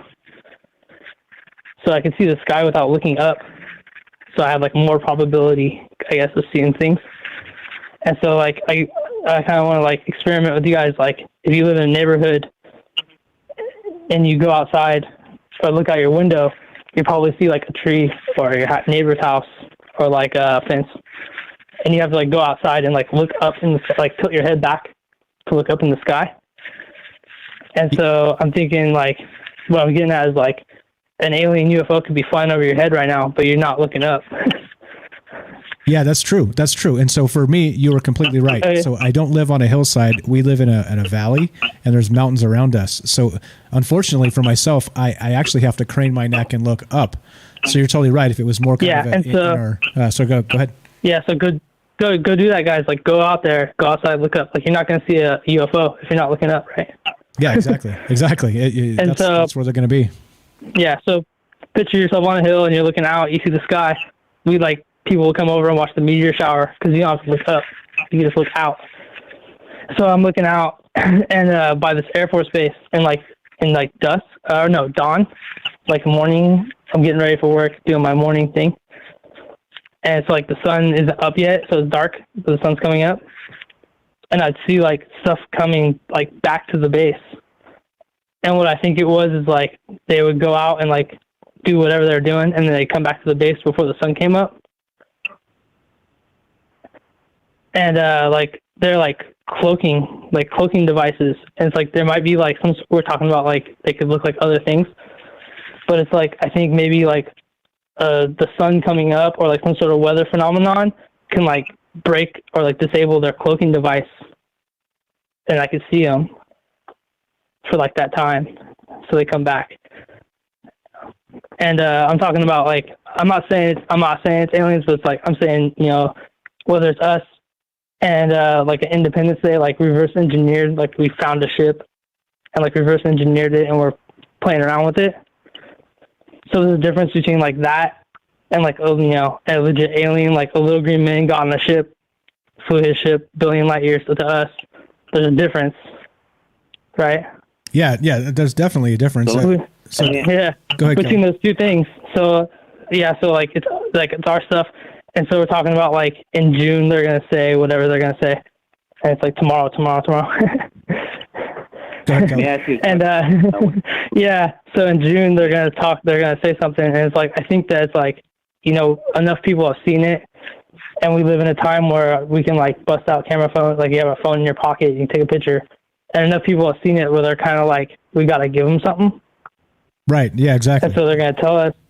And what I believe, this is what I believe, is like they're gonna say, you know, yeah, it's us, like it's our technology, nothing to worry about. Yeah, exactly. You did not see any little green men, right? Exactly. Because, like, I believe, Let me stop you for a sec, Matt. Hold on. So Kelly's got a question for you. Go ahead, Kelly. Oh, sorry. You're good. Go ahead. Sorry, go ahead. No, I was just going to ask you, you said that you seen him, like, at the time that during day, or, like, you know, during dawn. But when you seen them, you said you kind of like they had a cloaking device. What do you mean by that? What did you see exactly? So how I explain it is like I wouldn't see them like fly because I'm looking out, right, not up towards the Air Force Base. But like I wouldn't see them like fly there. They would like appear over it and then land, and they moved like different, and they're like triangles straight up. And they kind of look like clouds, I guess you could say.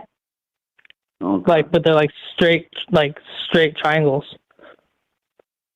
And unfortunately, go ahead. There's a government. I can't remember the corporation right now, but they have actually plates that they put on tanks, and they can actually disappear from. I wouldn't say radar, but it would disappear from like a night vision scope. If you're looking at a night vision, you would see the tank when they have these plates on, and it changes the. I guess what you bend light is what it's doing, is bend light around it, so that way you couldn't even see it, which is actually pretty interesting that you're saying. Yeah, exactly. Aircraft because aircraft. The only reason why I say it's interesting on aircraft is because aircraft needs to be light. It can't be like a tank because those plates were pretty heavy. So it's interesting that you're saying that you've seen something like that, how it came and gone. Pretty interesting. Yeah, it could be like something going on that disabled the cloaking device, and I was able to see it. But yeah, it's like transparent, like you could see through it. Like I could see like the stars in inside the triangle. It wasn't like an actual ship. It was just like a floating triangle. I don't know how to say it. Yeah, like a cloud. That's crazy. Axel on the chat here says maybe. What's up, Axel? Thanks for showing up. Says might be testing some sort of active camouflage, and that sounds pretty decently likely as well, huh? Yeah, and so what I'm saying is like there's a difference between the two. They're not gonna say, they're gonna be like, yeah, it's us, but they're not gonna say like it's aliens, right? Because it'll be like, you know, what would that do? It'd be like everybody would be like, like I'm not gonna go to work tomorrow. I'm gonna stop paying my taxes. It's coming. Yeah, like oh no. Hey. Everyone would panic and freak out. So I don't think they're gonna say it like that. I think, you know, if they do say something in June, whatever, you know, they're gonna say it's interesting. But I don't think they're gonna say it's aliens because, like, you know, there's a difference between the two, and I don't want to freak everybody out. Yeah, no chance. But then there's that whole like Project Bluebeam thing too. So that's a whole different show. Yeah, that is a whole different show. We'll get to that at some point as well. Definitely worth talking about. I appreciate the call, my friend. Anything else while we got you on the phone? No, like I said, thank you guys. Yeah, go outside and look up. Yeah, yes, sir. Yes, sir. Amen to that. Go outside and look up, or else you're not going to see a UFO. Thank you. That's Matt from Oregon. I appreciate the call. Thanks, man. Talk to you soon. Right, man. Thank you. Thank you. There we go. Simple as that. 702-957-1037. We'll put you on the phone. I'm here with Kelly tonight. We're talking about all this stuff. We're talking about all this weird stuff, man. That's a great story. If they're actually testing some sort of a cloaking device or active camouflage or whatever's going on, and he's got a good view of it, that's a great story right there. Definitely good stuff. Have you ever seen anything like that, Kelly, where you thought it was maybe a military cloaking thing? And I'm not asking you for classified information, of course, just kind of in general. Well, no, like I was saying though, I can't remember the name of the company right now, but you know, because I'm always following like top, and I would say top secret, but like top science, where you know they've already developed. I'll tell you one thing they've developed already. They've developed a skin on aircraft where it would take bullet holes, but then it would repair itself. the nanotechnology on the outer skin, or actually the skin itself, would kind of like the beyond the outer part of the skin is kind of like the bulletproof gel, and it would vibrate, it would suck up the momentum of the bullet, slow it down, but then the outer skin of it can actually repair itself while it's in flight. So I've seen that. But as for the whole invisibility cloaking, and the only thing I've ever seen with that one is and you can actually go on YouTube and check that one out too. I can't remember, like I said, I can't remember. It's like a 4-letter company name. They use a lot of government contracts, but they have a tank, and it's like plates. They're kind of like shaped like a elongated stop sign, and they slap them all over this tank, right? And they had like night vision. And the night vision, you could see it rolling, and even the heat from the engine, because that's what's kind of giving it off. But then they turned that thing on, and it just literally disappeared. Like, you can't even see it. It's like you're seeing right through it. And it's a tank, a big-ass Abrams tank. So that technology, too. But, again, it's pretty crazy to think if they got light bending technology like that. I've always said that if the military went to the old style technology that Ford, the car maker, he actually made a car that had used hemp fibers within the plastic system of it, which is actually stronger than steel. And he was taking, like, there's an old video of him or somebody, and he's taking a sledgehammer and he's pounding the shit out of the car. The old car, it looks like an old Model A kind of vehicle, and he just pounding the shit out of it and just bouncing, didn't leave a scar on it, didn't leave nothing. And that thing could be lightweight, indestructible like that. You know how much money you could save on repairs or something like that? Yeah, that's for the military. Yeah, that's amazing. I mean, right? Is that Roswell tech too, where they said like the memory metal or whatever and all this stuff? I mean, yeah, that's amazing. Like, if that stuff actually exists, it would be part of this game-changing paradigm, right? Where the technology would never be the same again. Car crashes would just bounce off of each other. Crazy stuff, man. Yeah, I played with metal that kind of does the same thing. Where you can't like crush it up as a paper, but you can bend it pretty good. But it's a softer metal. And you can actually bend it with your hands in any kind of shape you want. But then you can actually, if you push on it and flatten it out, you can actually flatten it out as well. It's more of aluminum than, I would say, stainless or any kind of steel. But still, there's some pliable material that are out there that, it's always going to come out through the military first thing. I've always said that, in military applications is, if they can get something like that, they're always going to use it. And it's, the thing about it is, though, I really want to believe some of the stuff that the military is coming out with, they're showing through the flare and stuff like that.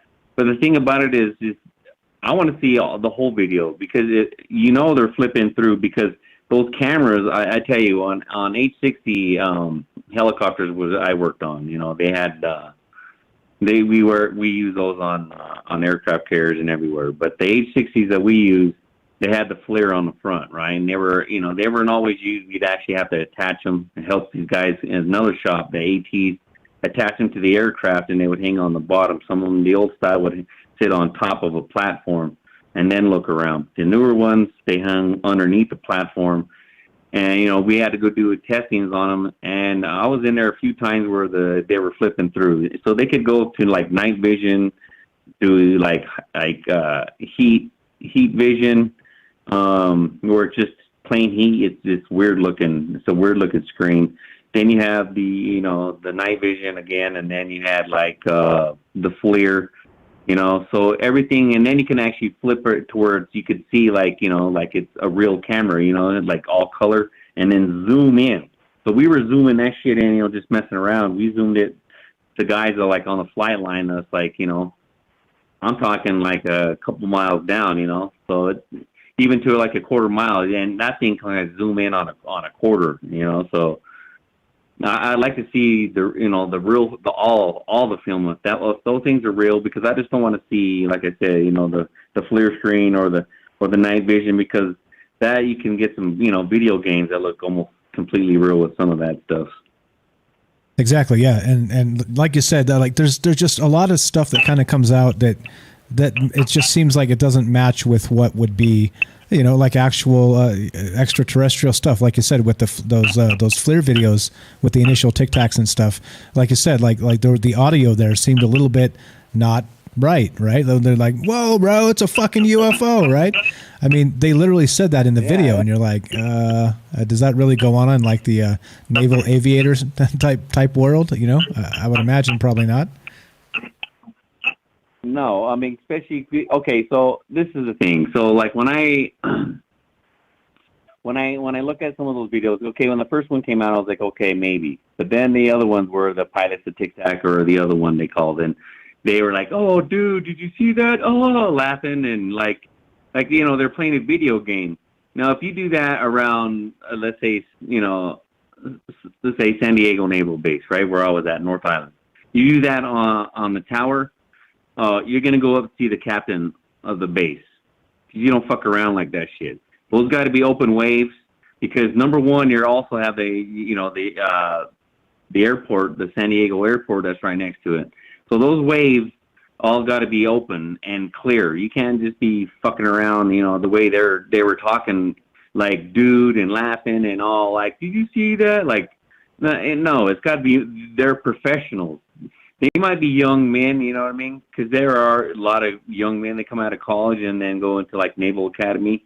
So they, I call them younger men, in their young 20s, or in their 20s to like early 30s. So they're younger men. Yeah, they're like the young jock, but whatever. But these, they know the difference. Their professionalism is beyond that, toward, they're not going to be talking like that shit, especially on the airwaves. Yeah, exactly. With everybody listening, especially like a high profile incident like that, you would expect that not to be the case. I appreciate it, man. Anything else while we got you on the phone tonight? Oh, no, not. Just wanted to, kind of get my take as usual. So just wish you guys have a good night. And just like the young man said from Oregon, keep your eyes on the sky. Exactly right. Exactly right. Thank you, Kelly. You're the best. I appreciate the call, man. We'll talk to you soon, okay? All right. Thanks a lot. There you go. All right, let's go to, if you guys want to be part of the show tonight, we're talking about this stuff that George Knapp just kind of released in the last 3 days, right? This mystery wire stuff. I'll put it up on the screen. You guys can check it out. I'll drop the links in if you guys are just joining us. I know it's kind of a long show, so if you kind of jump in halfway through, you don't know what's going on. So I'll put the links up again. This is from the mysterywire.com. This is George Knapp's website, and he reported this stuff. Some actual photographs have come out of these UAPs or whatever they are, right? One's called the sphere, the one on the top there. It's like shaped like you would expect, like a sphere. There's another one called the acorn, which has been kind of ridiculed as the Batman balloon. And there's a third one that's called the metallic blimp. And that one to me looks totally metallic and different from these other two entirely. So interesting stuff. Like I said, the more of this that comes out is good, in my opinion. What we do with this is up to us, of course. Some of us have different levels of understanding of these things, and that's why we get together and talk about it. Let's see. Matt says, the cloaking thing I saw only works for observers in one narrow direction. Oh, I see. Okay. Like it's only cloaked if you look straight at it, bend your neck a little, and it comes back into view. Okay, I see. Interesting. Axel says, I was thinking the same way. F-18s have to have better optics than the weapons guy's iPhone, and that's the unfortunate part. Is it's bizarre to me that we're actually allowing this to be part of the to be released as an iPhone photo, right? I mean, clearly they're not going to give us radar data and stuff like that, but why would you allow this to be released on an iPhone? But not give us like a little bit better look at this. So anyway, let's go to we got. If you want to be part of the show tonight, we're talking about this stuff. These photographs that just recently came out. Jeremy Corbell also released that triangle or pyramid in the sky today. So the last 3 days have been pretty exciting for new information regarding UFOs, UAPs in the sky. What is this stuff? Looking to hear from you again. As always, your takes are better than mine. 702-957-1037. That's 702-957-1037. Click the Discord link. You can find the phone number and the Discord at troubledminds.org. Let's go to John in Facebook jail. What's up, John? You're on Troubled Minds with Mike. How are you, my friend? Hey, man. How you doing? I'm all right tonight. Doing good. Doing good. What do you think about all this UFO stuff? You think it's so much ado about nothing, or do you think the aliens are here? Well, there's been a couple advances that have come out, and the metal blimp that everyone's talking about looks really similar to the Lockheed Martin transport blimp. If you've seen that come out, it's like a giant airship. I have not. Have you looked at that recently? I have not. I'll actually pull it up right now, but continue. Lockheed Martin, what's it called? It's a Lockheed Martin hybrid airship. It's pretty close. I mean, they have a couple different designs for the airship, and it's basically a slow-moving transport, like a military transport. And then you had that triangular one that, like, looking up from underneath of it, and that looks just like an avant-garde missile. Because what people don't, I don't know if you can show that missile. Yeah, see, there you go. The Lockheed Martin airship. It kind of looks, you see that like middle one right there? That's what I think it kind of looks like. Yeah, so we're talking about this this picture on the bottom here. Let's make that full screen. So we're talking about that and this right here. The one in the middle there, you said? Kind of like this one? Yeah. Okay, so there we go. So we got a couple, if you guys are watching the stream, maybe some different looks here on what this might be. But okay, so this is that's a good take on this. Maybe this is what they're seeing. Maybe not. That's a good take. I have no idea. You tell me. So I think the weird thing is they said that it hovered in one spot for about 90 minutes, aside from the wind, and then it just took off. It like just snapped your fingers and it was gone. So there's that part. But anyway, go ahead with the avant-garde missile. Avant-garde, I think it's called. Yeah. Could you pull up a picture of like the triangle one that you had so we can kind of see? Yeah, so the full the actual UFO photo, you mean? Yeah, I think the one that it's like you're looking up from underneath and it's like a perfect triangle. How about that one?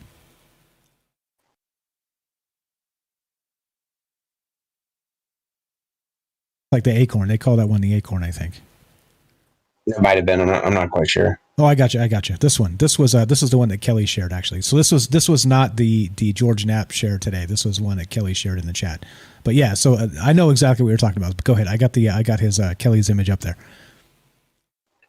Yeah. So to me, that looks like one of the Russian avant-garde missiles because here's two things. One being it has a very small trail coming out from behind it, and the avant-garde missile actually does not use much propulsion because it's a hypersonic glide vehicle. So there's very little propulsion, which would explain the lack of a real thick trail there.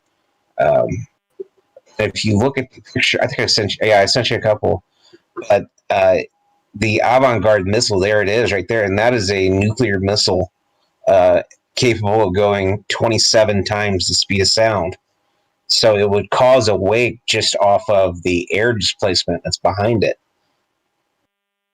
Yeah, so these it has that triangular shape. Yeah, so this is the much hypersonic missile is what they're talking about here, and this is so not only can it have a payload, it doesn't even need a nuclear payload because it's all kinetic energy in most cases. So you could like slam this sucker down from way up on high. They launch it straight up in a rocket and it comes down like a glider.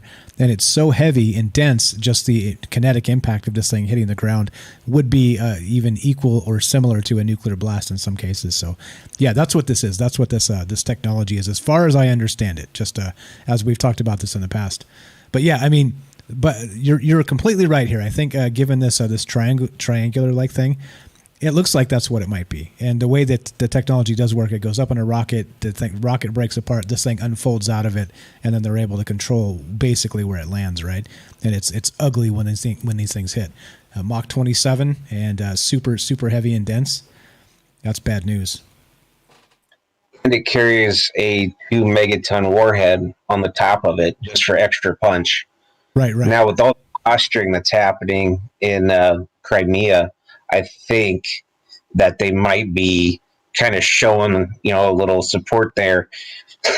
Well, not really support. I think they're just kind of flexing their muscles a ton and showing the world, hey, we can send these anywhere. And that's kind of what they're doing, trying to make it known, because this isn't moving that fast. And the way it's pitched, like when they shoot these missiles off to get to Mach 27, it has a lower base trajectory. It's not so flat. Like they wanted people to take pictures of that. Yeah, so I think that's part of it too. Why we do it and talk about these things is because you never know what part of this is. Like you said, maybe let's leak some information that will get into the press, that will get reported as maybe UFOs, and Russia sees it and goes, "Oh shit!" Right? Like they have this stuff, or vice versa. It is posturing. I think there's kind of a big game here of showmanship between adversaries in geopolitics here. But that's the scary part. Like if these are like literally doomsday type weapons, if you rain a bunch of these on major cities, it's literally a screwed city. Terrible stuff. I don't know where Kelly got this photo, but this is a great photograph there with this triangle with the contrail or whatever that's called. But yeah, crazy stuff, right? Yeah, I mean, the fact that they caught this missile, because whenever you see like launch videos that are supposedly avant-garde missiles, it's never an avant-garde missile. It's one of their other hypersonic missiles that they shoot off. They've never shot this off on camera. So the fact that they have this photo right here, and if you just know a little bit about Russian missiles, like you can't, like it's hard to deny that's not, you know what I mean? Like it's completely flat on bottom. It's huge. The avant-garde missile is huge. It's there to show off. To me, it's really hard not to look at it as that ballistic missile being shot around out there. Yeah, so we've been actually talking about that for a couple of years on this show. There were some UFO reports, I want to say probably a year and a half ago maybe, that we were looking at, and it appeared to be, they were in China actually, and it appeared to be, to our eyes, when we discussed it then, is that it looked like a hypersonic missile test. But it got reported a whole bunch in the media as a UFO sighting, right? So interesting how these things kind of conflate with each other, and we end up talking about one thing when it's possibly something else entirely, which of course would be the media, the press, and whatever, Operation Mockingbird covering all this stuff up, or spinning it particular ways. But yeah, this is nuts. And so this is just the stuff we know about these hypersonic weapons. What's that? There's supposedly one the Russians have that's like an underwater nuke that's supposed to just throw like a tsunami on the coast, something like that. The Poseidon. Yeah, the Poseidon. Yeah. I mean, that's scary stuff, right? I mean, like I said, it's definitely doomsday. You pop off a couple of those on the coastal, a highly populated coast, and it's sick stuff. Yeah, it really is. When if you look at the avant-garde missile, what they usually show is the Kinzhal missile shooting out of the ground, and call it the avant-garde, but it's not.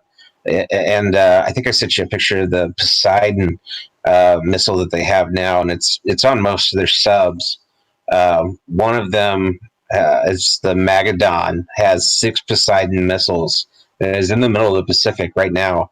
And the Poseidon missiles, they said they're strong enough to cause massive earthquakes. If they hit California with one of those, like just the beach, it would cause massive earthquakes all the way through central United States. So there's a lot of posturing happening right now because of Ukraine. Everyone's showing off all their nukes and all their cool toys and stuff. And I feel like a lot of the UFO talk that we have right now, like some of it could very well be UFOs, but I think a lot of it right now is the government showing off all of their, nuclear arms to each other as a way to like prevent a war. Yeah, the old what would you call it? What was the Reagan policy in the 80s? Mutually assured destruction. There you go, mutually assured destruction. That's what I was looking for. So John here sent me a whole bunch of cool graphics here. I'm putting them up on the screen here with the Poseidon and the Vanguard missile and some of these other things. I don't know. I think you're right. I think there's probably a whole lot of posturing going on, like we were saying a couple days ago when you called in. With China and Taiwan and Hong Kong, and then we have Crimea going on with the Ukraine and Russia.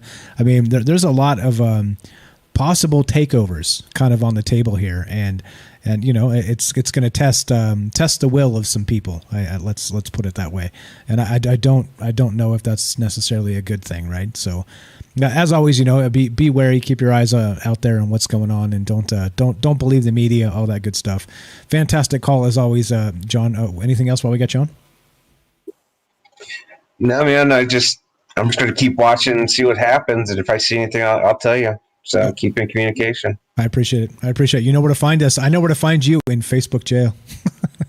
That's it. Smuggle me a cell phone. There you go. Have a good night, John. Thanks for the call. Always a funny dude. All right. So we got a few more minutes left if you guys want to be part of the show tonight. And I think this is part of why we should talk about this, is that there's something going on in the UFO community with a bunch of these things being released in the last 3 days, right? With again, George Knapp and Jeremy Corbell. I'm going to link these things again. Like I said, I'm going to link them back in the chat in just a sec to make sure you guys all have know where I got this information from. Okay, I want you to know and be able to follow up on this stuff. But again, with all this this posturing, just like John was saying, is that you end up having the media play a role in these sorts of things by actually reporting things specifically, right? By helping with the propaganda, by helping with the disinformation to go overseas. So who knows, right? Who knows if even most of this stuff is aimed at us or the UFO community, right? Maybe it's just kind of intentionally leaked to get into the press. So that the international press picks it up, and then the intelligence agencies over there see it and say, "Oh shit!" Right? It could be. I think it very well could be. So what's up? Shout out to we got Kate, we got Penny in the chat. Well, thanks for showing up tonight, guys. I didn't say hi to Penny earlier, so what's up? How you doing? We got Ted. Hello. We got NS. Let's see. We got Matt over there. We got Chloroform's good. Very interesting stuff. We got Axel over there. We got Mark in the chat. We got Darius. Moo, what's up, Darius? How you doing? Matt says, yeah, Kelly's photo is close to what I saw. You like that triangle. Okay. Yeah, good stuff. We got Brian. Thanks for being here tonight. And yeah, great call, Matt. Great call, everybody, tonight. Fantastic takes, as always, which again, right? You get a bunch of people together and you end up with a bunch of fantastic information. So few minutes left, about 10 minutes left if you guys want to be part of the show tonight. 702-957-1037. What do you think these things are? Me, I'm on the fence. I don't know. Without seeing more data, some of these still images from like a cell phone camera in a cockpit of a plane, it's good. It's good information. I think it's things that we need to see. I think we need to kind of put it in our data banks. But as far as, UFOs and aliens and these types of things, I'm not so sure. I'm not sold on that, especially with these types of things when they come out of the military and, military sources and things like this.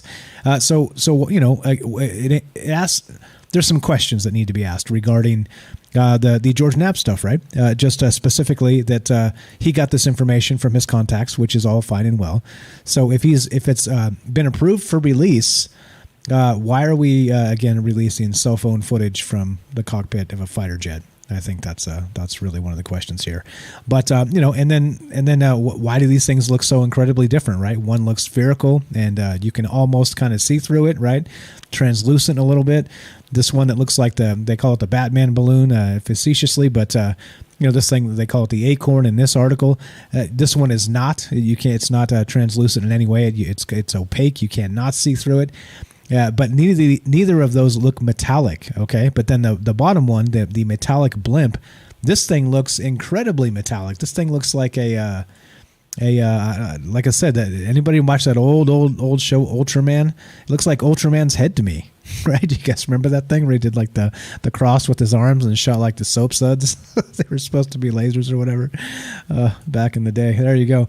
Anyway, all right, let's. We got one more call. Let's again. Time for you guys. If you love to hear your take on this, 702-957-1037. Still talking about these photographs from Jeremy Corbell and George Knapp that were just released in the last couple days. What is this stuff to you? Is it again, like John said, great takes there? Are these hypersonic missiles? Is it like Matt called and said that maybe there's some sort of a testing going on with cloaking technology or some sort like this? Who knows? Is it like MJ said? What's up, MJ, in the chat? I see you over there. Like he suggested, it's bending light, and this is the type of stuff they're using. Who knows, right? There's tons of stuff that's really kind of all over the place here with some of the stuff. Matthew says from YouTube says that the Knapp and Corbell stuff is from 2019. Yeah, that's when it happened exactly, and it's just releasing now. So anyway, here we go. Let's go to Beechwood in Massachusetts. You're on Troubled Minds with Mike. How are you, my friend? It's doing good. It was a good show. I was listening to UFO Joe. It was some cool pictures that got released. It's with the missiles, that makes sense for some of them when you look at it and you compare the pictures and you view the way they fly. Things that are spherical though, because like one's a sphere. I just question how it moves without some sort of different technology than propulsion, because round objects just don't actually travel good through the air. They wobble. There's no way to really control them. Like you look at old muskets and stuff, and a musket ball goes all over the place. Golf balls have the dimples in them to try to keep it straight. So it makes more sense for something to be elongated, like the plane. Like the missile, the triangle one kind of looks like a missile. What it would be for, I would say just, fair for the public. I don't understand the point of you wanting to use a nuclear bomb. You can't use what you blow up. You ruin what you blow up. It's pointless. Yeah, and the nuclear fallout, and we saw that happen firsthand. Yeah, It's a complete waste. It's just not logical unless you're just fine with destroying an area and never going back there again. But I like that he was open to the possible interdimensional type travel, and I do believe it's possible. If you told someone 100 years ago you could break down a photograph and send it through the air and it would break down to 1 billion little pixels and then it would get put back together, they would tell you were nuts. And with cloaking technology, I would probably that was the thing that would least surprise me the most to be released, that it's possible. And there's probably a few different ways to do it. There may even be, a paint type substance that, almost acts like a round mirror, just creates almost an illusion of the cloaking device. Because that's such a common thing that people say with reports, and it's not really a new thing. I saw it there and it just disappeared into thin air. And it could be us testing technology. It could be a malfunction. It could be an alien craft that was here and had a malfunction. The cloaking device went down. But, it's definitely a step in the right direction, some cool information. But the cloaking thing, that I bet you see that, in the release to the mainstream public, that there's capabilities of that. Yeah, and this I don't know. There's so much going on in world politics, geopolitics, like John was saying there, that you never know. This a lot of this stuff could be posturing. Could be, maybe they allowed it to be released in the press now for, different reasons that, again, has nothing to do with the UFO community or the people that are interested in these things. So, have to keep an open mind with these things, because you just never know what's really going on between the gamesmanship between these countries and all this other stuff. So that's why I'm more apt to believe some of this stuff is, some of that plasma spoofing or some of this other things. It just doesn't seem like, without more data, without seeing the thing actually, hover in midair and then dart off like a UFO has been described to do. That these things are maybe more terrestrial. I'm leaning toward that right now just because I need more data, right? As always, I think we should probably always ask for more data. That does make sense. And I feel like you would maybe see more of them get shot down and hear about it more. But, yeah, no, it was a good show. That's all I really had. I was on the road listening to the show tonight. I got home late. But I had some weird stuff happen last night after the show. I heard the dogs running around upstairs like nuts. So I went to go look to see what was up there. And I went up there. They were sound asleep on the couch. What? And I felt them, and I could tell they were sleeping. They had the squishy face, so it was. I don't know. I hallucinated the dogs running around or something. That's weird. It freaked me out. After the pet show, after the do pets have 6 cents. Oh boy. Well, put up one of them cameras, a GoPro, and let's see what's actually going on. I'm gonna have to. All right, cool. I appreciate you calling, man. Thanks for listening. If you guys have not, again, please follow UFO Joe. UFOJoe.net is his blog, at the UFO Joe on Twitter. Like I said, if you're interested in this type of stuff, he's all over it, and this is where a lot of the information comes from that we talk about on this show. Like I pay attention to what he's doing, and if he's like kind of all over something like this George Knapp stuff, then I'm going to pay attention to it too. So there you go. Kate says an out of doggy body experience. Yeah. But awesome. All right, I'll definitely follow that. And I suck at using the phone, but I'm gonna sub up to the channel again. I gotta go get a credit card. I lost my debit card, so I just never got a new one, and it was better that way. Yeah, right. But I feel you there. I'll be doing that soon. Okay. But, thanks for having me on. Awesome show. Pleasure's ours, man. Thanks for listening. Thanks for calling. We'll talk to you soon. That's Beechwood from Massachusetts, guys. Great calls tonight, as always. I appreciate all of the interest in the show. I appreciate all you guys out there listening in the chat and chatting it up and sharing good information. And, of course, the phone calls that really make this show go around. As you all know, that's why we've always done it live, to include you. And I thank you so much for being part of this. It makes it a ton easier and just a ton more interesting. Me yammering on like that substitute teacher is just not as interesting. I'm sorry. It just is not. So we're at the end of the week. It's Thursday night. This is the last show of the week. We do have conspiracy news coming back soon. I'm not sure exactly when. I got to make sure we're set up for the camera and all that stuff. But we'll be back on Twitch shortly.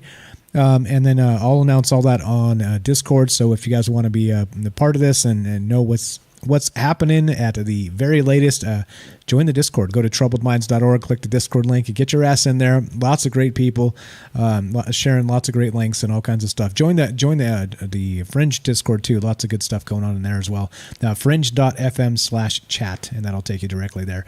All right, so as we finish, let's smash this button. Let's smash the outro button, which will be, how about this?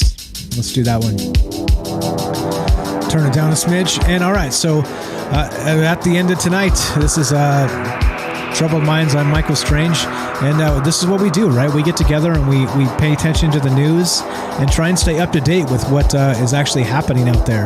And due to good work like Jeremy Corbell in this instance, George Knapp, we've got a lot of stuff to talk about, a lot of stuff to think about, and there it is.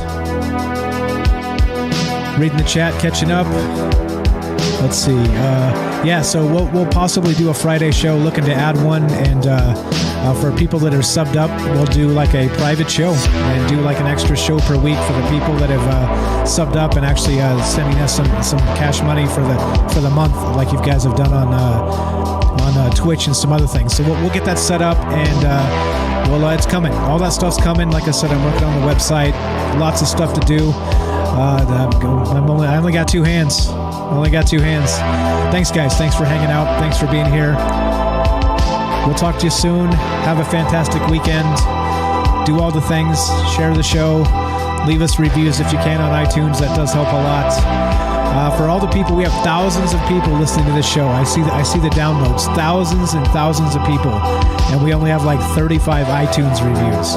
So if you guys want to help, go leave us an iTunes review. If you're still here right now, it means you probably like this show. And well, thank you for being here. So there we go. Thanks, guys. Be sure, be strong, be true. Take care of yourself so you can take care of others. Thank you for listening. Have a great weekend. From our troubled minds to yours, have a great night.